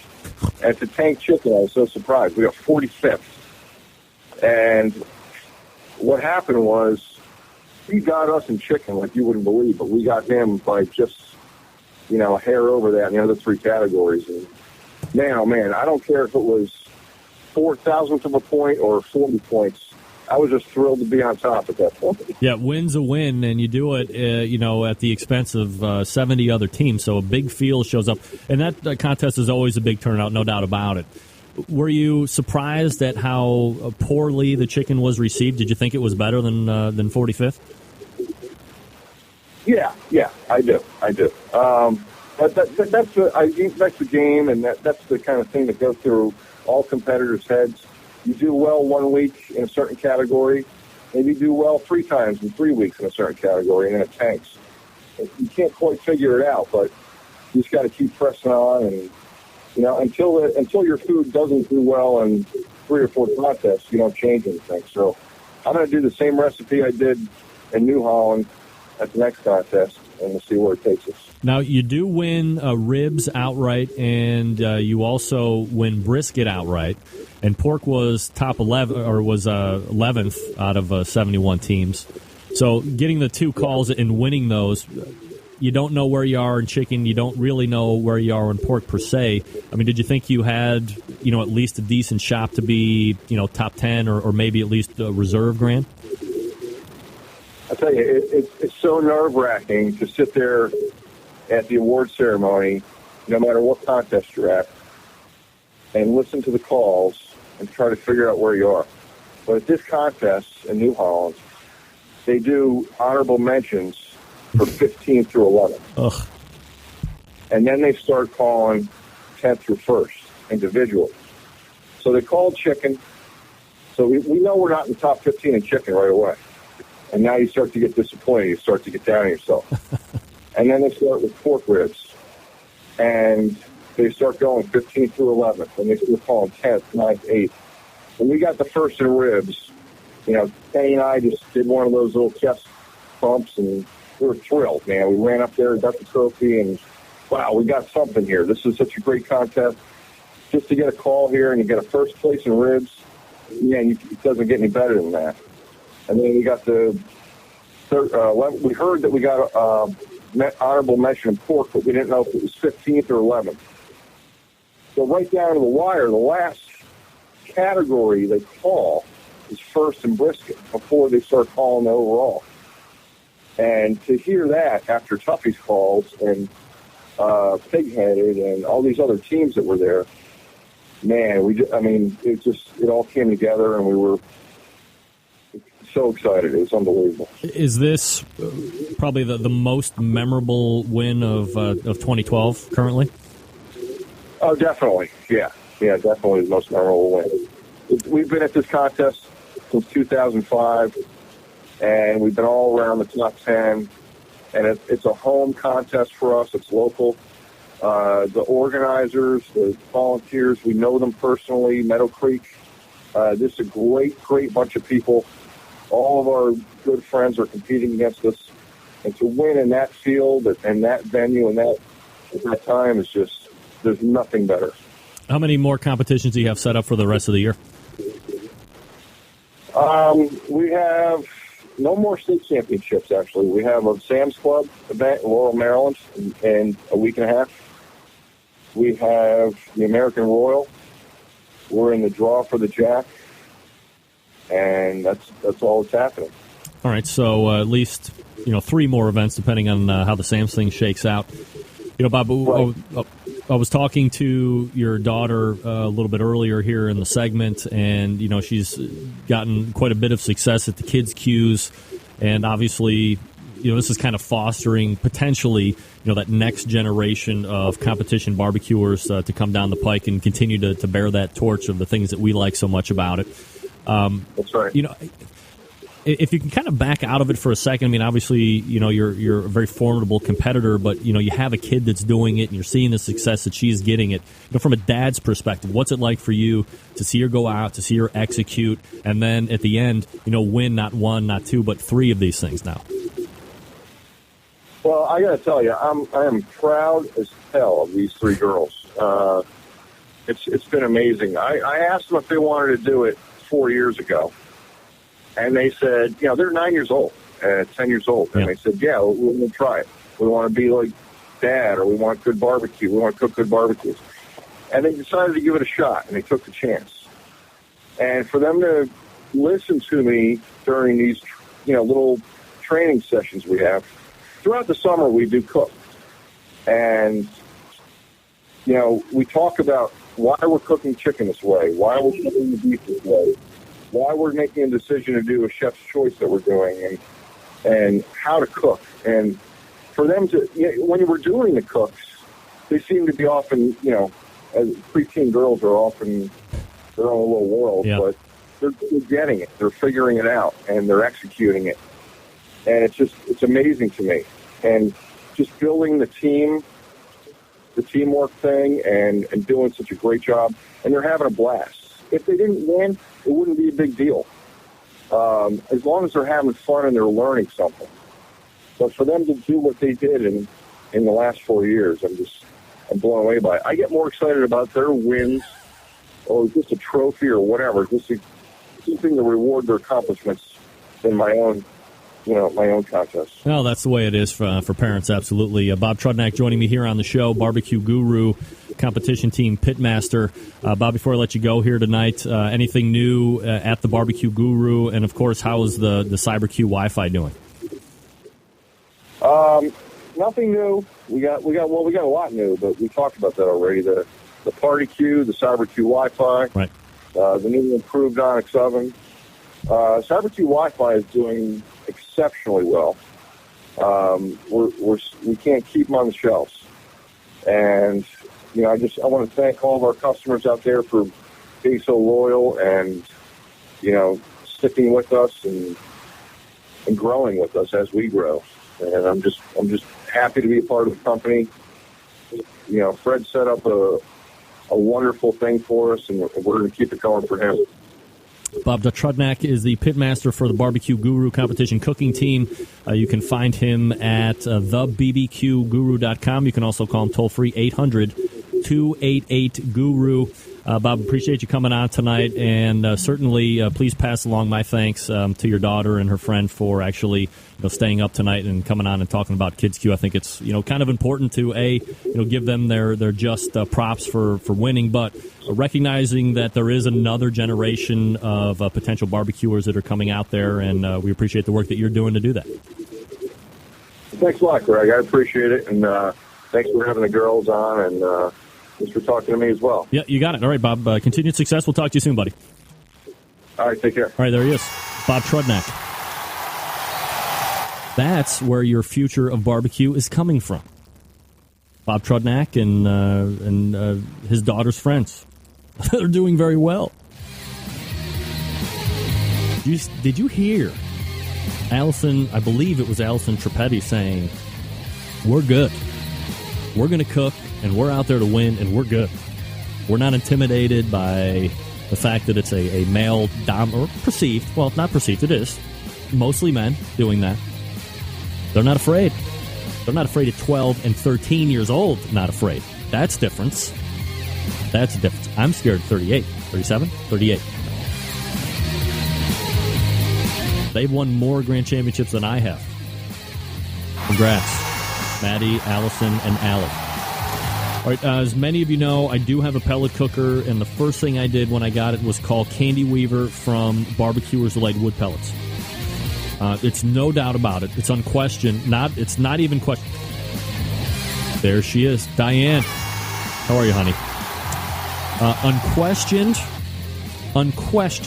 the pellet fuel to use in your pellet-fired cookers, all of that stuff. You go to bbqrsdelight.com. Now, if you don't have a pellet cooker and you want to explore some other options for wood smoke, ways to impart wood smoke, no problem. All you have to do is get your sampler packs. You get a cast iron pot, you load it full, and then you put it in your grill or your smoker, and then you let it smoke do its thing. It's going to give it that nice, sweet, succulent smoke that you're looking for. And since pellets have been processed from sawdust.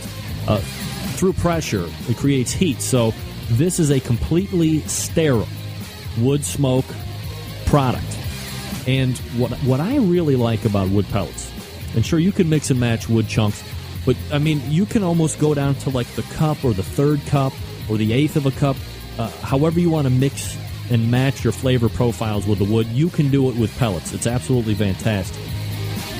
Now, when you buy those 1 pound bag, those tester bags, that's all 100% fruit wood, okay? When you step up and buy the fuel for your cookers, it's 2/3 oak, 1/3 flavor wood. So there was a recipe that was trialed and found that this is the percentage of each to give you that consistent BTU burn and that wood smoke flavor that you're really looking to impart on your products. So do yourself a favor. You grab some Barbecuers Delight wood pellets right now. BBQRSDelight.com. That's BBQRSDelight.com. And then you just start using them. Throw them in the hopper if you have a pellet-fired cooker. Throw them in the cast iron pot if you have a gas grill or a charcoal grill or a charcoal smoker. And you're off and running. BBQRSDelight.com. It's the choice of competition cooks and backyard warriors just like me. BBQRSDelight.com. We're going to get the closer out here. Scott Roberts closing the show. Stick around. We'll be right back.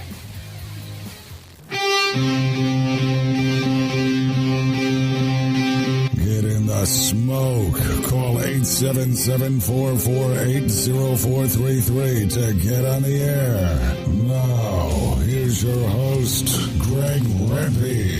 877-448-0433. Greg at thebbqcentralshow.com is the email address. Thanks to Bob Trudnak, Matty Trudnak, Allison Trippetti for joining me last segment, breaking down respective Grand Championships. Talk about a family ruling the roost there, right?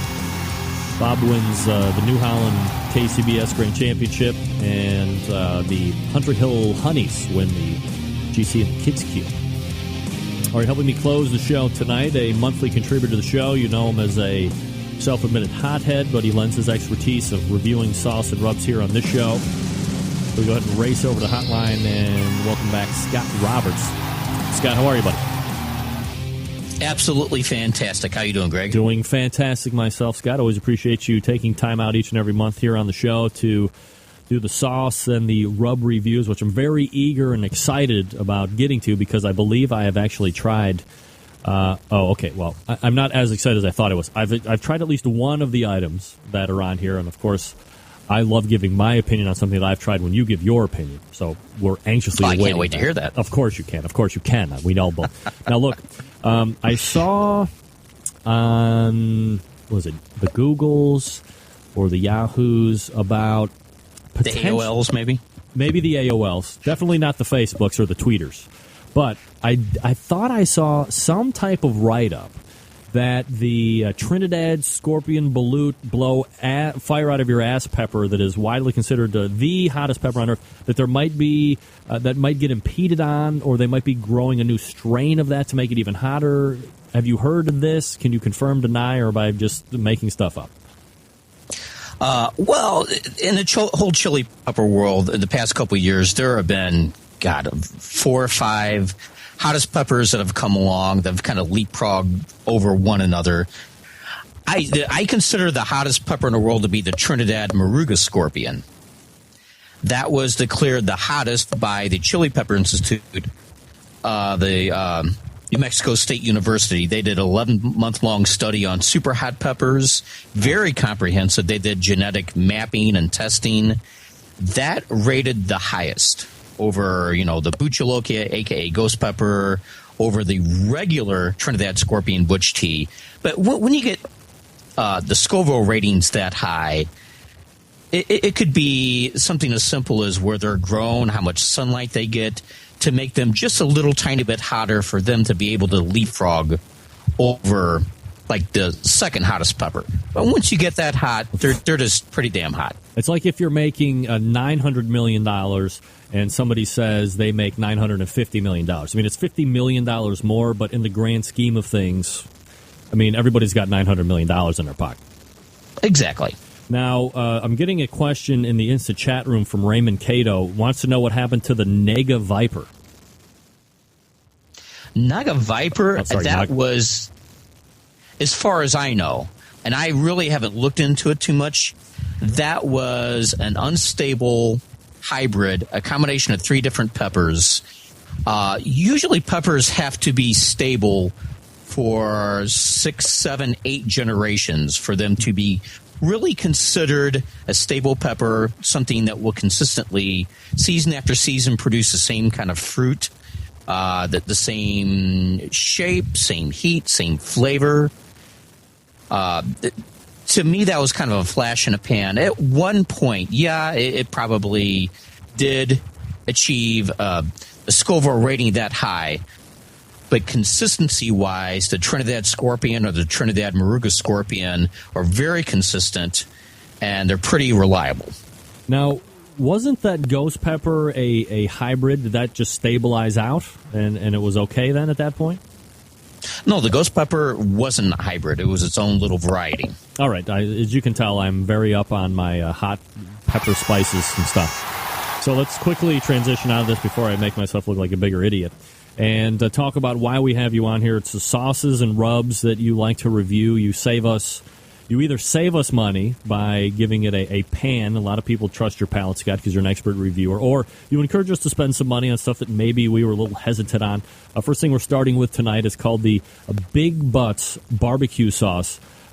Big Butts barbecue sauce, no butts flavor. Exactly. And this is Butts spelled B-U-T-Z. The no butts comes from the phrase, is it hot? Well, no buts about it. It is. Because this contains the Buchalokia pepper in it. Oh. Now, I really enjoyed the flavor of this. I don't like all of my sauces super sweet, but this is a very sweet sauce, but it's also very smooth. And not just consistency on the tongue. The flavor itself is light and smooth and sweet. It's not heavy and dark like a molasses flavor. It does contain sweetness from high fructose corn syrup. So if you don't dig that, you might want to stay away from it. But then this has a nice sneaky heat on the back end, a little bit of smokiness, but this does wonderfully on things like pulled pork and even hot dogs. Where's your heat rating, and, I guess gear it more towards the non-pepperheads? Non-pepperheads, on a scale of 1 to 5, it would easily rate 3, 3.5. Oh, okay. So there's definitely going to be, is it a back-end build? Yeah, very much a back-end build. It could really sneak up on you. All right, so you want to be maybe a little bit careful as you're eating this. Where are you getting it? Price points and ratings?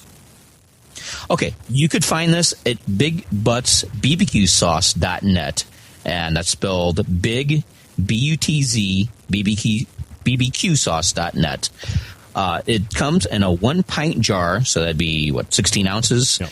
And on the website, there are a variety of different packs, a 2-pack, 4-pack, etc. You can get a 2-pack of this for $12.90, plus shipping, obviously.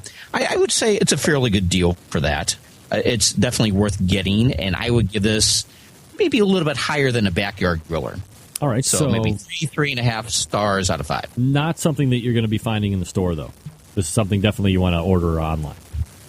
Order online, yes. All right, next one is the Spice Exchange Apple Chipotle Grilling and Glazing Sauce. Now, feeling that this is the one you've had before. No, it's not. It's the rub. Oh, actually. You haven't? Okay. Yep. Well, anyway, I will go to explain this. It sounds really good. Apple and Chipotle always sound good to me. Yeah, and the strange thing about this, I always taste sauces by themselves. And to me, this is essentially applesauce with cinnamon and a little bit of chipotle powder in it. I mean, there are more ingredients, like pectin to kind of jellify it, kind of give it some stickiness. Mm-hmm. But I really love this by itself, so it kind of got me jonesing to just create my own applesauce, put some cinnamon in there, chipotle powder, try it myself. On food itself, it really, it gets nice and sticky and sweet. It does lose some of its like boldness and power. So if you want something really light, something really sweet, this does a job. And I love this on chicken. Is it a gritty texture, or is it smooth all the way? Pretty smooth. I wouldn't say it's probably a little bit smoother sauce-like, a tiny bit more sticky than regular applesauce would be. I know applesauce kind of has that kind of clumpy, yes, kind of wet, pulpy texture. Yep. This is a little bit smoother than that. It's a little bit more like a traditional sauce. Typically, I shy away from the apple barbecue sauces, and I've had some samples where people have asked me to review it, and I tell them, look, I'm going to go on the show and I'm going to pan it. So if you don't want me to, just let me know and I won't. And the thing that does it for me is the fact that I can see it coming out of the bottle in that pulp state, if you will. And for me, that weirds my taste buds out on barbecue sauce because, I mean, I don't mind some herbs and spices in there when you can kind of kick them around your mouth. But to have that kind of a mouthfeel for this kind of a condiment just doesn't seem to do it for me. Well, if it does weird you out, now, let me ask you, is it more of the feel on your tongue, or is it just the visual Yeah, I mean, appeal of it? it's more what's happening in my mouth. I mean, visual, I'm kind of, 50-50, but once I get it in my mouth, I'm like, it just feels, I want it to be applesauce at that point, and then it's not. Well, I would say I wouldn't put applesauce directly on any kind of barbecue. I would spruce it up. But this does get, it thickens up. It gets that nice, I don't want to say caramelization, but it gets sticky on the meat after it, gets hot. So I didn't mind it myself. All right, where do you get it and what do you rate it? Okay. The strange thing about this, you could find out information about it at figbros.com, figbros.com. And I won't get into it. This is a sauce you pretty much have to go to some type of online shop to get. There are probably dozens of places you can find this at, but you pretty much have to Google Spice Exchange apple chipotle grilling and glazing sauce to find it. All right. And typically you can find it for about $8.50 for a 14.4 ounce jar of it, or a bottle of it, technically. I'd say it's worth a try. It's a little pricey with shipping, in my opinion. But if you do kind of want to experience that for yourself and you don't feel like creating your own applesauce, cinnamon, chipotle blend, then go ahead and give it a shot. But I would rate this a backyard griller. Backyard, all right. And it's called the Spice Exchange Apple Chipotle Grilling and Glazing Sauce, which you can find at figbros.com. Last up is the Suckle Busters Hoochie Mama Barbecue Rub. Excellent stuff. It's one of the best finds that I've come across in many a moon. I just love the fact that it's salty and sweet, but not overly powerful, not off kilter in either of those categories. Got a nice spicy back end, but this is terrific on just about everything, especially beef. It's probably my current favorite thing to put on a grilled burger. Yeah, it just adds this rub, and there was he makes another rub too, but I'm not going to remember right off the top of my head. But that one was more geared to this one is more geared to beef, right?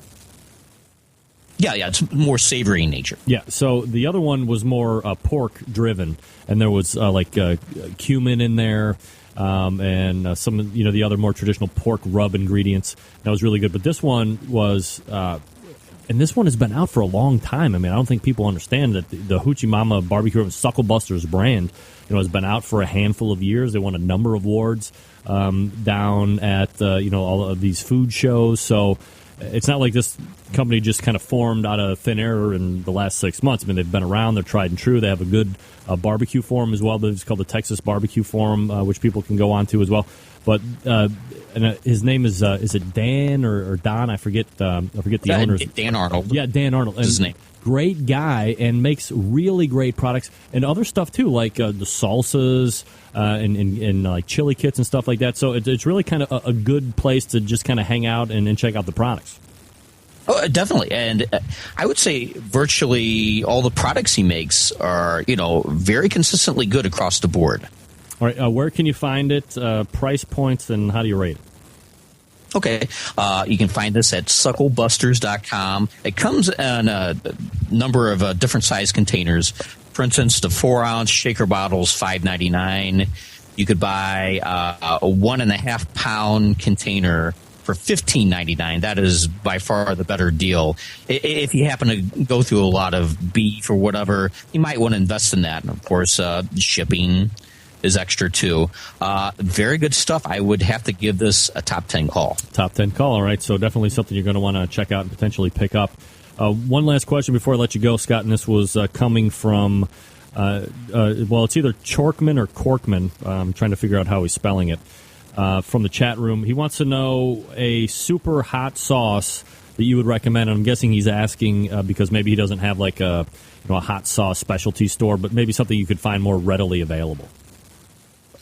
One that comes to mind is Mike and Diane's Gourmet Kitchen Ring of Fire sauce. And that's like super hot? It's moderately hot. They do make an extra hot habanero version, which I love. The flavor really doesn't change with the heat. But it's good, consistent flavor. It's just garden fresh. It's very garlicky. I'd love to put it on stuff like pizza. It goes just terrifically with like Italian food. Yeah, love to put hot sauce on pizza. Scott Roberts is running Scott Roberts Web, so give him a look if you are interested in whatever he has going. And he does a number of things, so be sure to check it out again at ScottRobertsWeb.com. Scott, always appreciate you taking time every month to do sauce and rub reviews, and we'll look for you again next month. Okay, well, thank you very much, Greg. You got it. There he is, Scott Roberts, ScottRobertsWeb.com. Look, I haven't run video in 2 weeks, and I can't put my finger definitively on the fact that because I haven't, the sound has been better. I'm going to try and start to slowly roll back in video and see if I just can't pinpoint some regular guest that might be screwing with my sound. We'll see. Time will tell. You're on notice.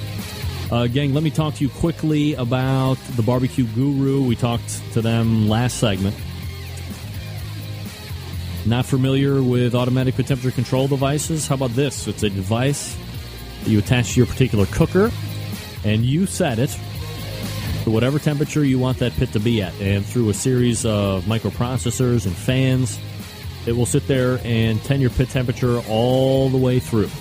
The Guru has your back, as they say.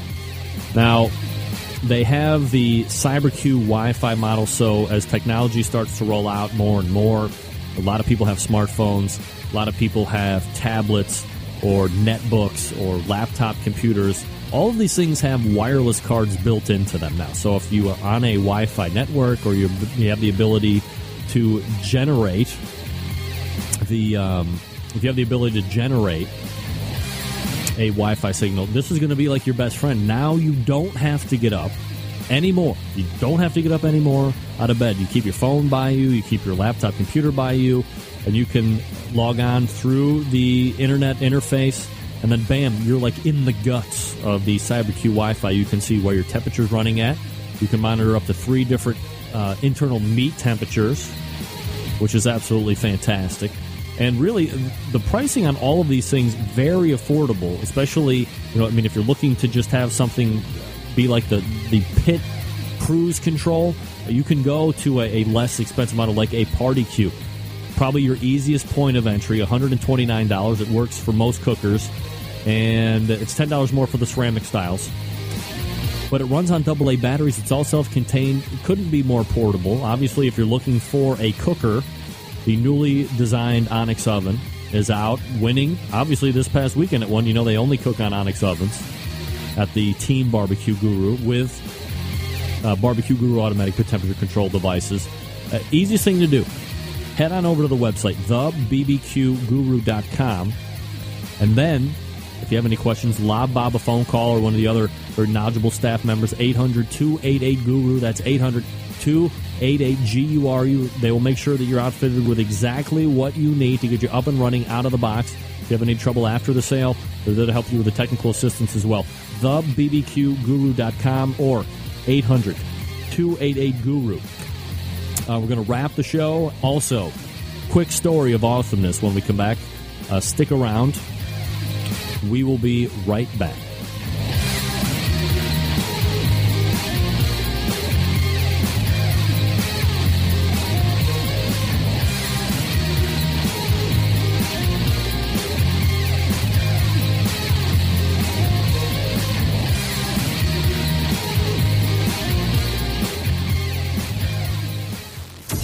Get in the smoke. Call 877-448-0433 to get on the air. Now, here's your host, Greg Rempe. All right, I think I can do this. Welcome back. Got an email on... this was just almost a week ago, August 22nd. John Latuca. Sorry, John, if I'm saying that wrong. Email. Hey, Greg. I'm that sole listener from Montreal, Canada, that John Latuca dude that sent you a thank you letter after you recommended I take Dave Bosca's class this past winter. This past weekend, I entered my very first event at the Winnipeg Blues and Barbecue Festival. Cooked solo and was grand champion in my rookie debut. It was a grueling marathon. During the night, it was 40 degrees. Got fourth in chicken, third in ribs, second in pork, first in brisket. He FedExed the organizer the cheapest cookers he could find that were light in weight. Thought to himself, I thought to myself how to cook on them the weekend before he taught himself. And the event, and flew 2,000 miles with 70 pounds of meat in his luggage. Why is he contacting me? Dude, I'm going to the Jack. The win also qualified me for Las Vegas World Barbecue Championships, which I will attend the weekend after the Jack. Total purse is about $300,000. Also qualified for the American Royal Invitational. What? Jigga what? I mean, that is absolutely fantastic. Traveled roughly. So he wants to tell all of us how fortunate he is to get the opportunity after only one event. There obviously is some luck involved, but traveled 25,000 miles the last 16 months attempting to learn about barbecue. Visited Kansas City twice, Oklahoma. He credits some of the shows here on the roundtables and all that stuff. So, John, props to you, brother. Way to go. Way to get it done. Absolutely fantastic. And actually, I'm looking to get John on the show to kind of do a run-in or a lead-in to all those events. Quick run-through. Got to get out in 20 seconds.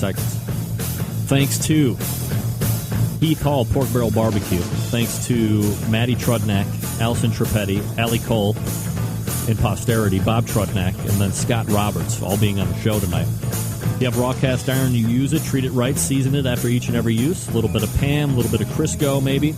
Let it burn back into those grates or cooling down, and they'll stay rust-free. Also, September 11th, 2001, I will never forget. We'll be back next Tuesday at 9 p.m. Eastern Standard Time, and until then, this is your proud host and U.S. American, Greg Rempe. Good night now.